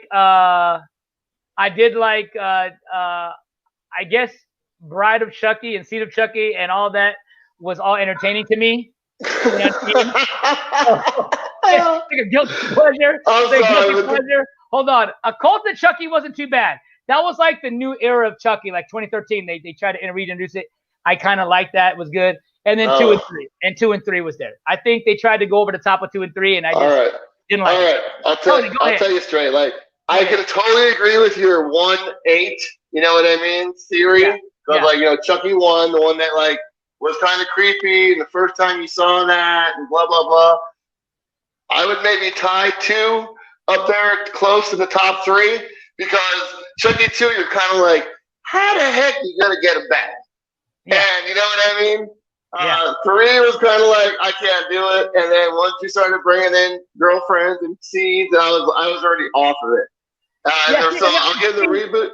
The only reason why I say I like those is because they really said, you know what, we're gonna go ahead and throw the ball. We're gonna hit this like Superman and try to go crazy with it. And that's the reason why I commend them for it. It's not the greatest movies in the world. Guilty pleasures. You know how everybody got their guilty pleasures. You know what I mean? Everybody does. Yeah, you know what I mean? Yeah, but by that point of their Child's Play rabbit hole at 3 as like a person, like the storyline, I wanted like I said, number 1 was oh gosh, okay, wow. Number 2 was like, all right, how you doing this? Let me see if it's gonna hold water. So I saw what it did and didn't do. So by number 3, I was already kind of off the boat. So when I'm hearing Bride of this and Seed of that, I was already like, yeah. No. Really quickly, we have Jennifer Love Hewitt, of course, man, Miss Fawn herself. And my man Paranormal said, I don't like the remake. Sorry, but I don't. Hey, that's okay. All film is subjective. You have every right to not like that movie, sir. That's okay. Now we're going to bring back the man of the hour. Mr. Andy Block is back with us. And really quickly, Andy, we have been discussing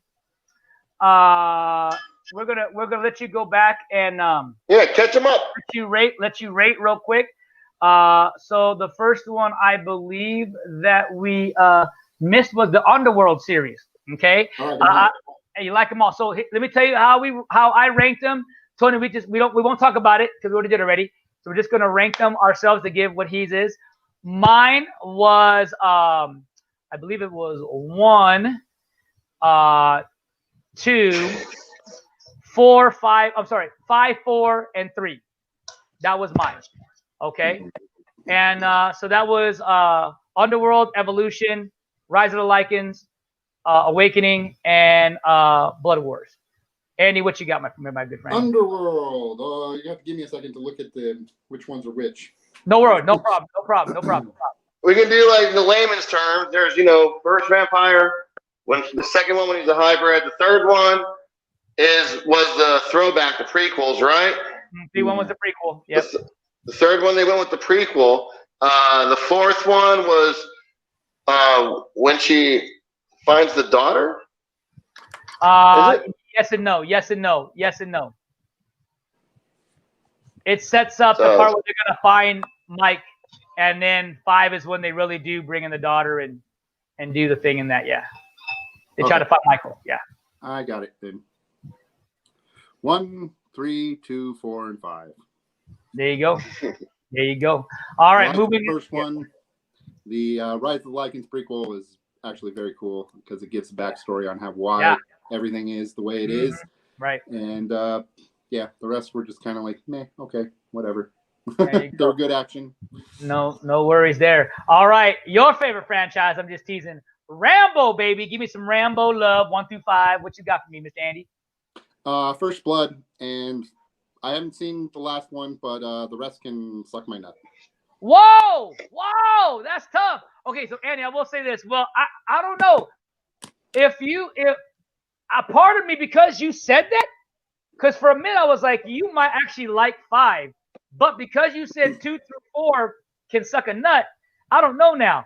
Because I will say 5, it doesn't have the magic of 1, but it really has some personal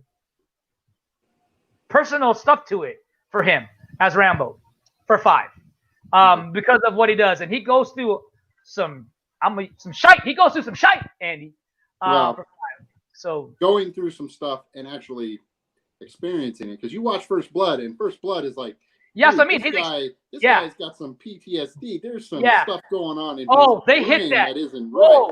Andy, they hit. That's why I think you might like it, because of they do touch on that with his PTSD big time, and what happens throughout the movie.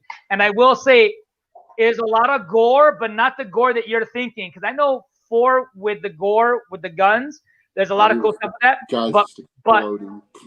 But 5 is a whole. He's very creative in 5. Let me just say that. So I don't know. I think there's a 50-50 chance you might like it. 50-50 chance you're gonna hate it, like with a passion. All right. With that, we teased with. I know what you did last summer. I don't know if you ever seen those movies. Okay, he's out here. You haven't seen them, or you did see them? I have seen them. They're meh. All 3? All 3. So you did see that really bad one? They're all bad to him, apparently. So, and then those kind of movies just aren't my thing. Yeah, I know. In order for me to enjoy those kind of slasher thriller movies, I have to be in a very particular frame of mind. And I teenage understand. slashers are just kind of like throwaway movies for me. Yeah, for me, these are the only times I watch slasher / what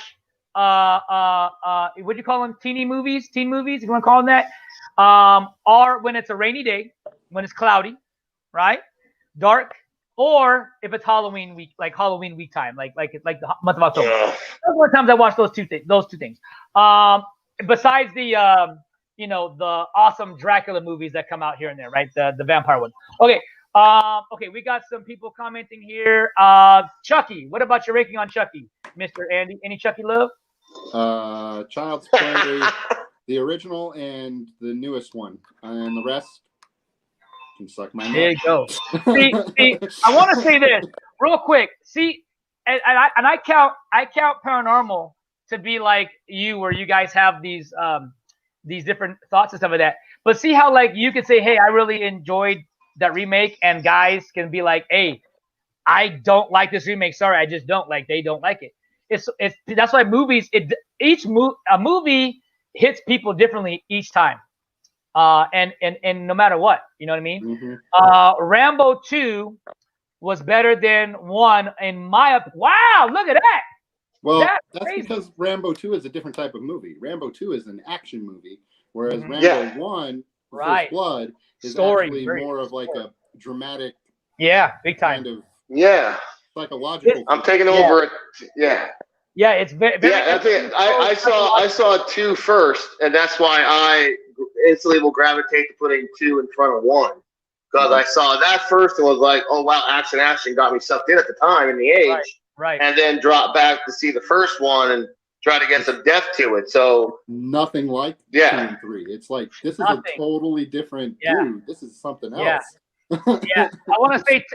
I know I said 3 was the Hollywood when they start bringing the Hollywood flair to it, but I will say, with 2 being said that way, I still think 2 was grounded in a sense, not as much as 3 went over the top. 3 is when I think Stallone got his body, not roids, maybe roids, I don't know. It's where he got his body real ripped. Same thing with Rocky. Rocky 3 is when he got his body completely changed over.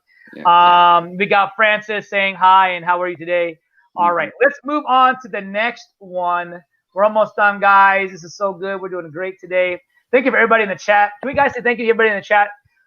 If you guys can say thank you to them, they've been here hanging out with us. It's like a lot of you guys are in here today. I'm happy about that. That's awesome. So let's see. Oh man. Well, we picked. Yeah, I'm out of these franchise. So hold on. Let me go ahead and get this out real quick. So obviously we saw it was the Saw franchise. Now listen, whether you like 1 and did not, as I'm sure Andy's probably going to say, is the rest can suck a nut, most likely. But there's 2 of those, yeah. Hold on. Okay. So what you guys can do is you guys can rank whatever you want, still with the sucking nuts. Let us know which ones you like the least out of those sucking nuts. And don't forget to add Jigsaw to the mix, because Jigsaw is a part of the franchise. It's obviously, I won't spoil it for anybody, but it is a part of the franchise in there. Doesn't change me at all. Okay. Go ahead. We'll start with Tony first. What you got cooking?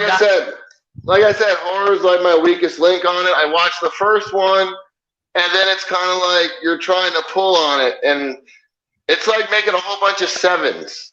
You know what I mean? It's like you could change the person and would have a copycat, and it's a creative way to kill. I mean, how many times you want to go, oh, that's a clever way to kill somebody, where that's just not where my brain always is. Yeah, I think that's not where I'm at. You know what I mean? I think with Saw, it was an attempt for some guys like yourself. Hold on, Andy, or hold on, Tony. Saw 1 was awesome. Saw 1 was the coolest way. Tony, before I forget, let me get this up before I forget things, right? So let me get it out. So I feel like their attempt was, I know it came across for me, was the ante up the kills every time they killed. What creative way can we do a kill? That was to me amazing, because I was like, after the 3rd or 4th movie, like they can't go any more creative, and they keep doing it. And then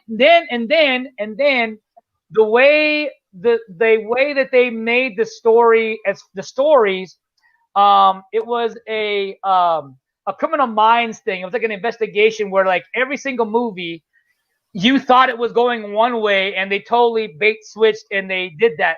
And I didn't understand that. After a while, I was like, there's no way you could switch this up anymore. And they did. And that's why, like, for me, it kept going like, wow, they kept doing this whole thing where it's like in a detective movie almost. Like detective, I know number 1 was really the big detective one, right? But they throughout the franchise, it was just things were connecting that you're like, in 6, you're like, holy crap, that connected with 1 or 2.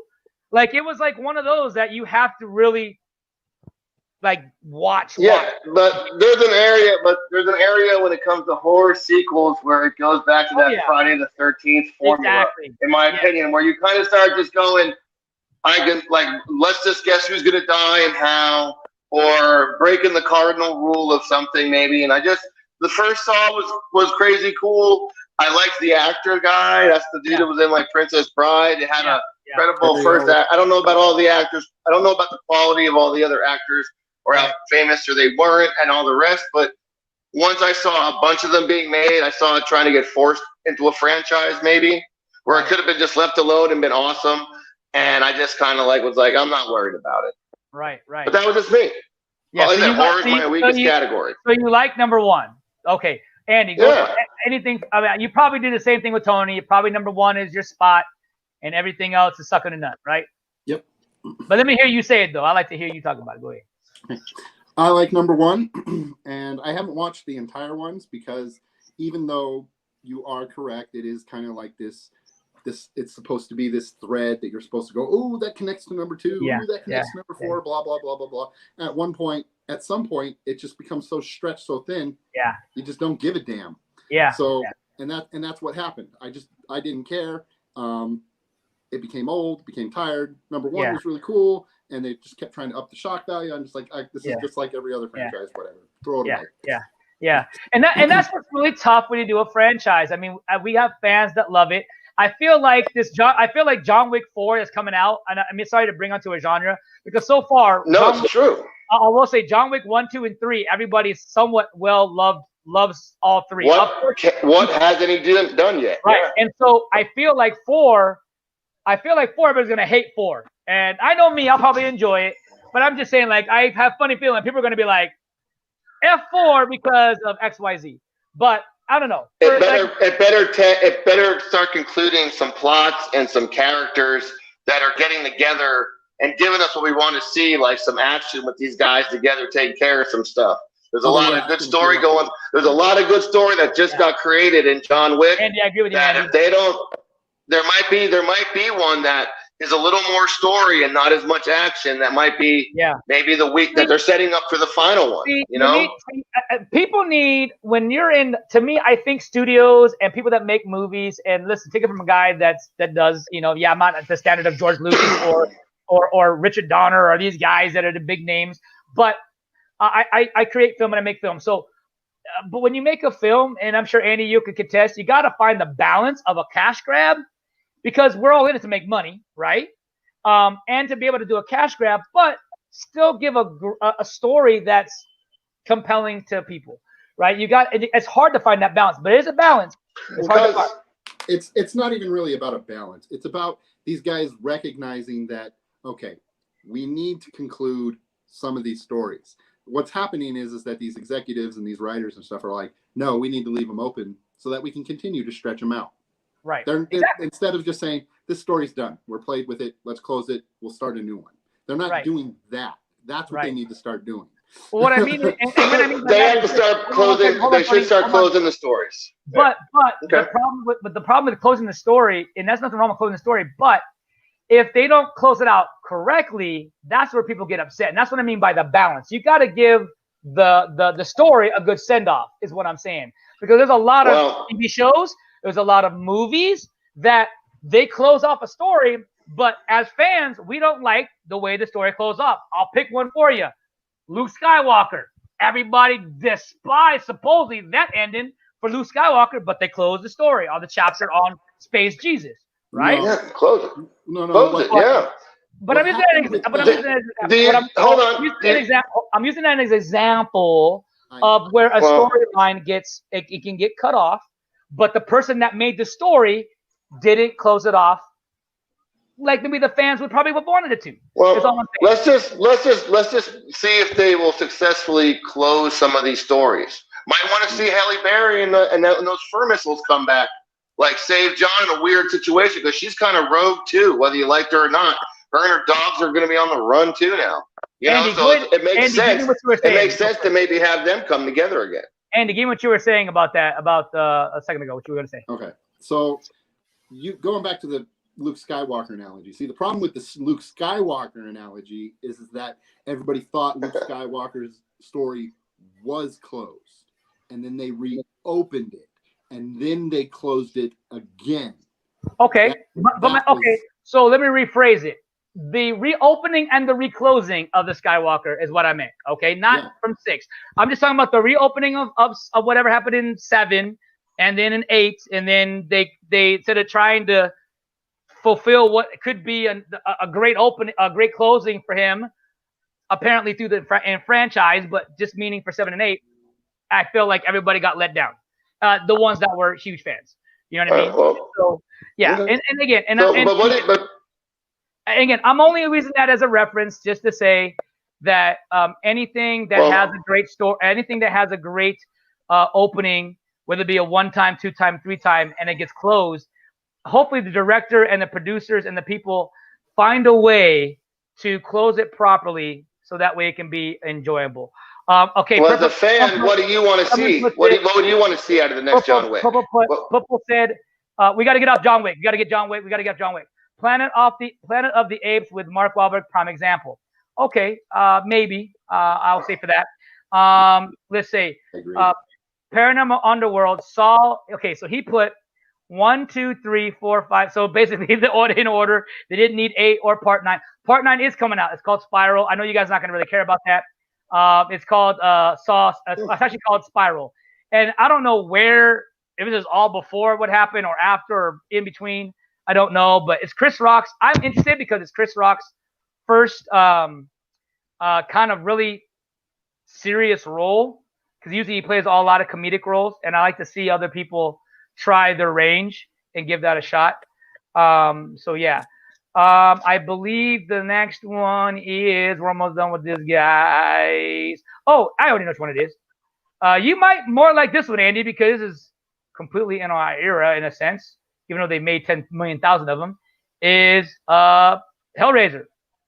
Some pinhead action. And yeah, and there's like 12 of these damn movies. I can't even count, and I've probably seen 3. Yeah, same here. I've actually only seen a couple of them, and they were kind of neat because they come from that kind of fantasy, like demon summoning kind of thing, and that's kind of neat. But I could leave them. No, I came up with Freddy, Jason, Michael Myers. By the time you introduced me Pinhead, I was not interested at all. I was like, I haven't seen one. I got my crew already. I got my horror crew. You know, there you go. I will say the only reason why I even checked out 5 was because my boy, you know, Mr. Superman himself, Henry Cavill, Mr. Young Henry Cavill, plays in there. So hey, just for fun, Tony, just for you, since you got me have homework to watch all these animation DC movies, check out number 5. Check out number 5 for Hellraiser, because Superman's in there. Mr. Henry Cavill's in there. Getting a sloppy toppy. I'll just say that. Getting a sloppy toppy. I don't know. Okay. He actually did pretty well in there for being a young cat. Okay. And then, of course, the last one we saw in there was the Texas Chainsaw Massacre, Leatherface himself. Now, I will say, Mr. Tony, this is part of that Jason era as well. Yeah. So I watched the first one, but I was already basing it off the Hollywood horror formula, and I watched it because there is some truth behind the story. So it was kind of like, okay, and that was you know, not before they did the reboots. And then, like I said, I watched it more for a little documentary-ish, because they didn't really have those kind of documentaries at the time. And then just kind of went on to watch another horror movie, you know. I didn't really get deep into that. It was like, I knew that if they kept doing it, it wasn't going to be based on true events as much. Yeah. I felt, you know, or something. Yeah. So now you're doing it, maybe, as Andy would say, you're doing it more for shock value or gore value, of course. Or scare value. And I will say this, you know, I used to hate reboots and remakes. I really do. Now it's done correctly as best as possible. and without shoving down the alternative of everybody's life and lifestyle and agendas and everybody's meeting. Oh no. Medium. But I will say this. Hold on, Tony. But Yeah, I will say that I understand now why they do remake, because there's another generation out there. There's always going to be a remake, and I understand that. And I understand that. I mean, we have ours. They're going to have theirs, and that's why I hate it. I like going back to Star Wars because it's a great example. 7, 8, 9 may not be our franchise, but there are some little girl, little boy out there that saw 7, 8, 9. Little girls got into it. Little girls got into it. It was cool. That is their favorite franchise besides 4, 5, and 6, and 1, 2, and 3 as far as their trilogy. So I understand about the remake and all this stuff. I just don't like when they try to push. I just don't like when they try to push the agenda on everybody. And I'll say for horror flicks, it ties in with the movie theaters and everything. Like I said, I was kind of onto all the classic Hollywood horror things. That's why when I saw Blair Witch Project, I saw it at a drive-thru outside, and the movie's meant in a forest, all creepy. So not only was I kind of getting basic primal, like the basic first-person view camcorder of like, what can you see and what's scary, I was outside. So when weird stuff like made noise by me, it was like, right. You know, so it enhanced the movie. So I really liked that it brought a basic first-person view back. It went back to the basics of why you get afraid with Blair Witch, whether it was a good movie or not. And it was a small, teeny budget, and it went big and made so much profit off it that, you know what I mean? I always tip my hat to that because it was that was the first movie in a long time growing up as an 80s kind of kid that I got a little scare. I got a little scare out of it or something. So it says, I like the remakes by, Paranormal Underworld, but I like the remakes of Texas Chainsaw Massacre. And same thing, Andy, and I agree. Same here. I thought they were better than the OGs. And also, you're absolutely, yeah. So for me, I will say for Leatherface, obviously, Texas Chainsaw Massacre, it was almost like it was okay, but then it was almost like cheesy okay. You know what I mean? And then the new ones, they really got into. They've got some different kinds of stuff. I think there's like 3 remakes, right, or 3 new ones that came out, some of that. I think there was 2. There was beginning, Texas Chainsaw Massacre, and then the beginning, which is the prequel. It shows like how everything kind of right. I have both. And then they're pretty cool. And then there was Leatherface, and then there's another one, right? What was the other one? I don't know those ones. Oh, okay. Anyway, so I'm over those. Yeah. I really enjoyed it, and I hope they can just keep that same feel. I think they'll be fine with it if they can keep the same feel. And then for me, I forgot to rank my saws, but it's the same as Paranormals 1, 2, 3, 4, 5, 6, 7, and 8. I didn't mind having 8 in there.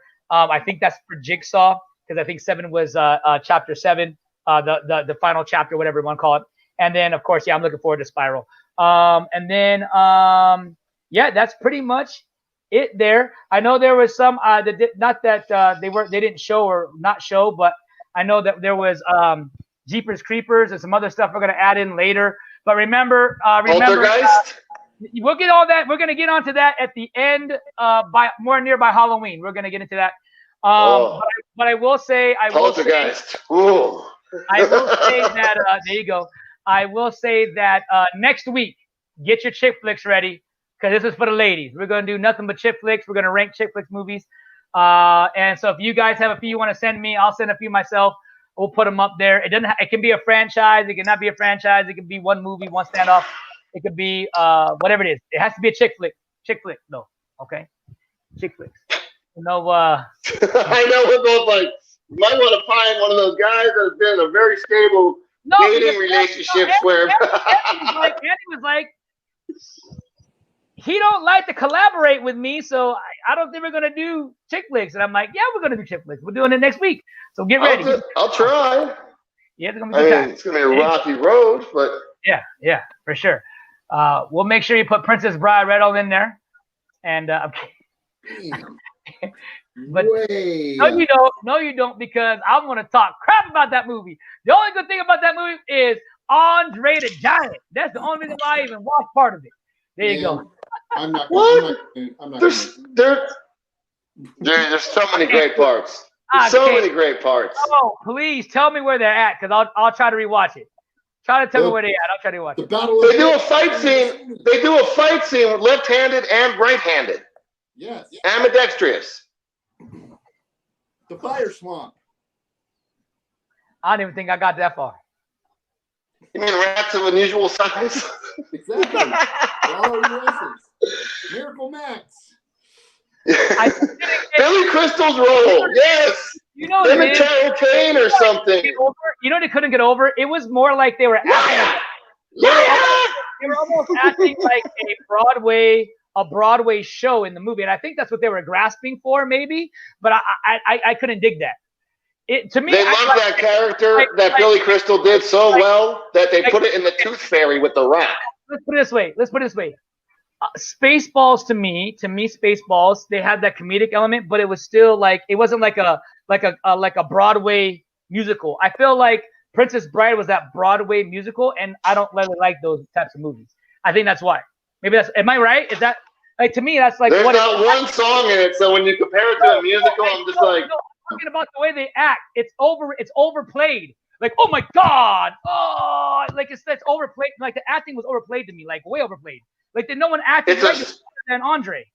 The fantasy story. It's a story being told to a child. Never-ending story. Never-ending story. It's a story being read to a child. No, never-ending story. No, we're not talking never-ending story. We're not talking never-ending story. I'm saying that was a fantasy, and that I never got that vibe from them. Is what I'm saying. Labyrinth, never, and that's The Princess Bride is a story being read to a child. That's fine, but my point is, it's like it just I don't like it. It's just not me. That's why it breaks. Yeah. I get it. I know what you're saying. That's why it sounds like that. I get it, but I don't like that type for me. So there's me. There you go. I'm talking about. It has that Ferris Bueller's Day Off fourth wall where he's like, whoa, stop, Grandpa. He's not dead. He's not dead. Hey, guess what? The book is written that same way. Guess what? And guess what? Ferris Bueller Day Off. I don't like that movie either. I don't like it. Next. Go ahead. Well, this ends the show. Yep, that ended the show real quick. So with that being said, no. I can't do that. I can't do this, y'all. No, listen. Are you serious?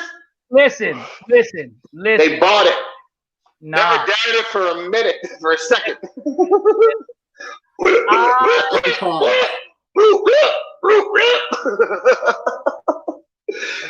Dude.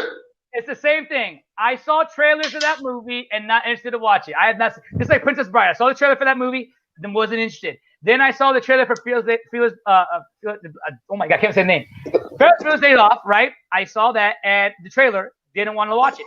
So I will give that a chance as well. I will go ahead and watch the full movie before I make my assumption, but I feel like it's the same style. Like I don't feel like I'm. You stuck a lump of coal up in 2 weeks, you'd have a diamond. Well, maybe if I play 6 from school. No. All right. Well, hey guys, go. We appreciate y'all for being here. Andy is shaking there. I think I dropped a bomb when I said never watched that movie. Was perfecto. Was awesome. But all I'm saying is, hey, see what I'm saying? All movies are subjective. We're all gonna like. It's subjective, but so it is what it is. It is what it is, right? It is what it is. So with that being said, I'm gonna go say hi to everybody. I don't know. I know. How do you leave us with that? You can't leave now. Yes, I can.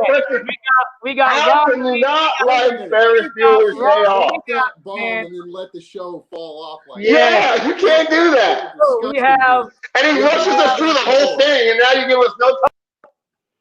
So now let me go ahead and say my goodbyes as we're going to bring them up in a second. Don't leave, Mr. Block and Tony. I'll bring you back up in a second. I'll try to get this out. We got, thank you, Paranormal Underworld, Jack, Student Vale, Paranormal. We got Ron Weasley that was here. We also got, who else we got? We got Little Mamas, Chit and Chat, a.k.a. MC Slots. We also got Angelina Ciros that was here. We also got Seth Weiser that was here. We had Elijah Family 1983 that was here. We have who else was here? We have Smoking Joe that was here. We have World Traveler that was here. My good friend, my Happy birthday, guy. Jamie Lim, thank you, sir, for being here. We also got Ron Weasley that was here. We also got Francis Atkins that was here. We have Helen Kelly that was here. We have, man, we had everybody and their mamas that was here today. That was awesome for being here. Let me get my Patreon shout outs as well, because I know when I bring back Tony and Andy, they're not going to give me a word to talk.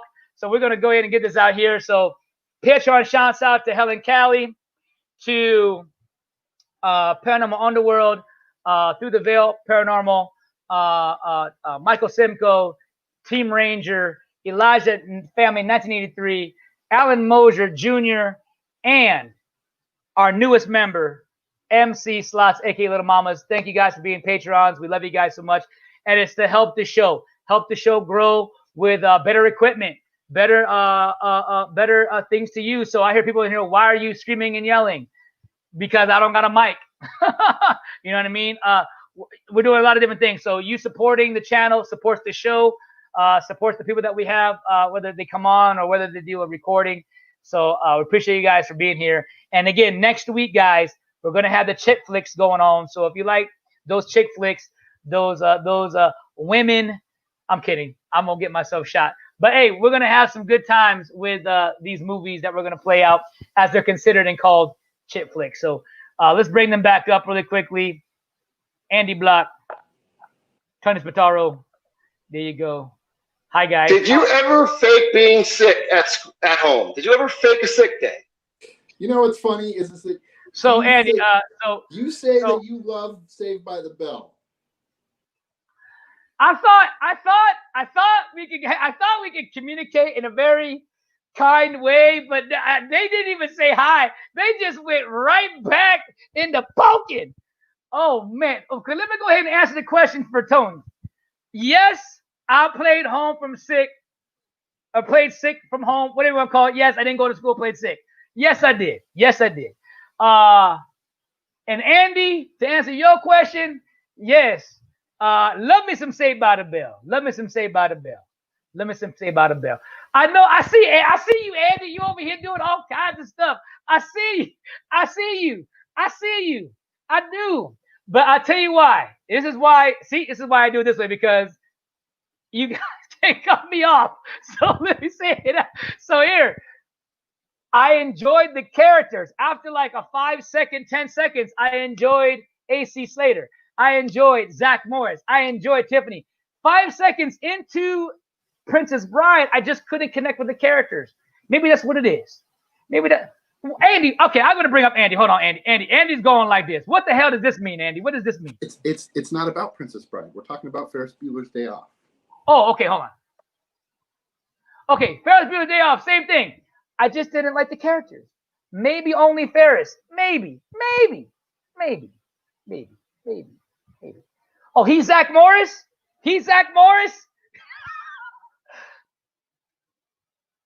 Hey, there's only one person that could play Zach Morris, and that was Zach Morris himself, not Ferris. No, now, Zach Morris was based on Ferris Bueller.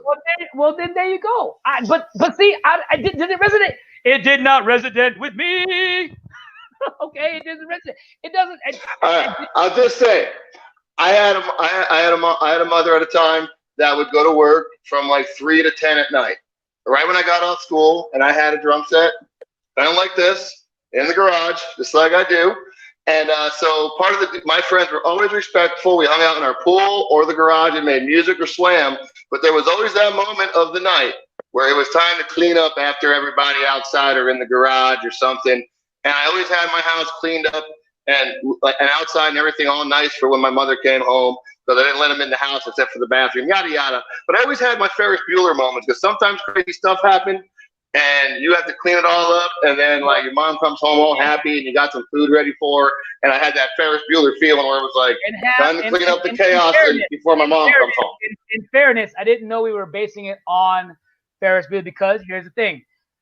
I was talking about Princess Bride. What I mean by not liking the characters. Oh, no. Let me finish. We got to go, but let me get this out. What I'm saying is with the Zach Morris part, with him being, that's supposed to be, Ferris, it was taken from Ferris type of thing.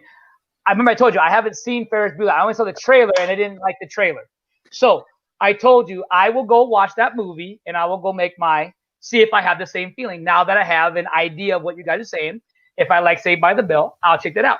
But all I'm saying is the reason why I fell in love with Saved by the Bell was because I like the characters. Now, if you're saying that Zach, and how old were you when you were watching these characters? Is it if it's based on Ferris Bueller's Day Off, then maybe I might like, you know what I mean? We'll see. That's what I'm saying.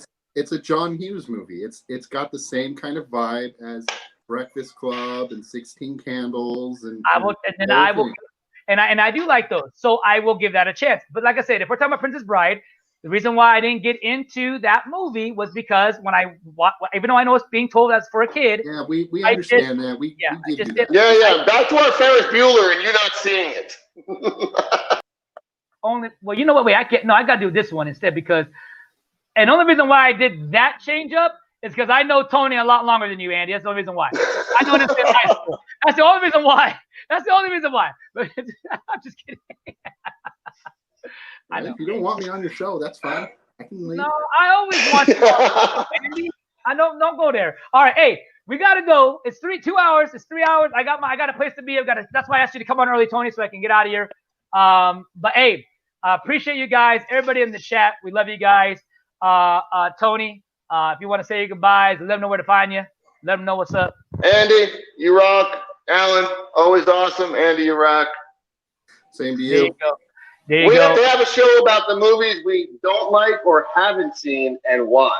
There you go. I like that. We should do that. We'll make that a topic. Make that like another week or two show. We can do that.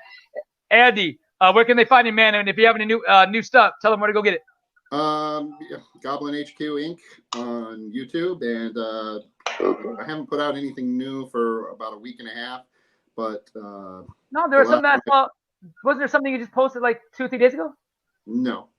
I must have got that link for me. So yeah, but last week and a half ago, I put out a video on Hero Quest, which is a game that's just recently came out on Hasbro's crowdfunding site. It's a remake of an old 80s classic board game, and I talk a little bit about it in that video, or podcast rather.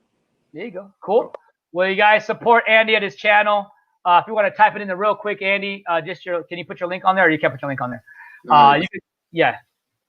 We could do that. And Andy, I will actually call you as I'm driving today because I want if you could do something for me. I'll call you if you have a second. I'll call you. And then we're gonna try to do this a little bit differently starting next week or the week after. But I want you guys to support Andy. He's working hard, getting all this stuff out. Got some good gaming stuff. If you like gaming, board games, old school games, man, he's the guy to go see. He goes in depth, and he's got some really cool stuff. So, Andy, as always, man, it's a pleasure, and we thank you. Appreciate you. We love you. And it's very cool. You got the Sabat game. That's cool, man. I got to find me my version now. $25 on Amazon. There you go. Yeah. Well, couldn't pass it up. Couldn't pass it up. So, Andy, we'll see you sometime this week. And if not, for sure, next Wednesday on FIRELINE Live. I think we might be on our 25th show anniversary. Maybe. It could be the week after. But it's coming up. And that's cool that we keep moving forward. And today we had a great show. A lot of people showed up today. And we're going to keep plugging that in and keep having fun. All right, man? Yeah, so it's good seeing you, buddy. All right. I'll give you a call a bit later, buddy, when I'm on the road. All right. All right, man. Yes. Andy, man, what a good guy. Love him to death. Again, thank you guys for being here. Don't forget to check out the all the different stuff that's going on. I'm trying to get myself centered there. I think we're there. I think we did just a bit more. There we go. I think we're good. Touch and move. But hey, make sure you guys, if you guys want to be a Patreon, go to FIRELINEENT.com. You're going to see a button to press that says right there on the front page, become a Patreon. That's the easiest way I can get you there to do it. So go to FIRELINEENT.com. That's where you guys can get your merch. You can get, some of my videos there. You can check out some of the stills and photos for production that I've done. Stories about, story how I got in the biz and music and all kinds of stuff you can get off of the FIRELINE ENT. Make sure you guys subscribe as well. If you guys want to help out with the channel, you can go to the link up above for the PayPal if you'd like to support the channel in that way. It's over there on top of the banner on my page, or same thing with the Patreon. that supports the channel. And I appreciate every single one of my Patreon members. Thank you so much. And who knows, guys, I might do an eating show tonight after I get done with my friend. I'm going to have dinner with him, but then I'm probably going to get hungry on the way home. I'll probably stop by some drive-through, stop by a drive-through on the way home. So we'll do some drive-through 11 a little bit later. But, hey, as always, guys, we appreciate you. Hey, later, guys. I love when we see this. This is what I do this for. We do this for. Later, guys. Great show. We want to make you guys have a good time. Look at all the laughter that we give you guys. And, yes, Elizabeth Berkeley. Oh, my God. Miss Fine herself. Don't poke the bear. We got a peace sign. There you go. Yeah, yeah, yeah. I love you guys very, very much. We'll see you guys on the next one. And all I can say, guys, as my boy Elijah would say, is stay positive, guys. Stay positive, because we live in a world right now that's pretty crazy. And we need to love each other, be kind to one another, forgive one another, and listen to one another, and just be there for one another, man. We live, life is too short, and we just got to do the right things. Guys, we love you. God bless. Peace. Let's go.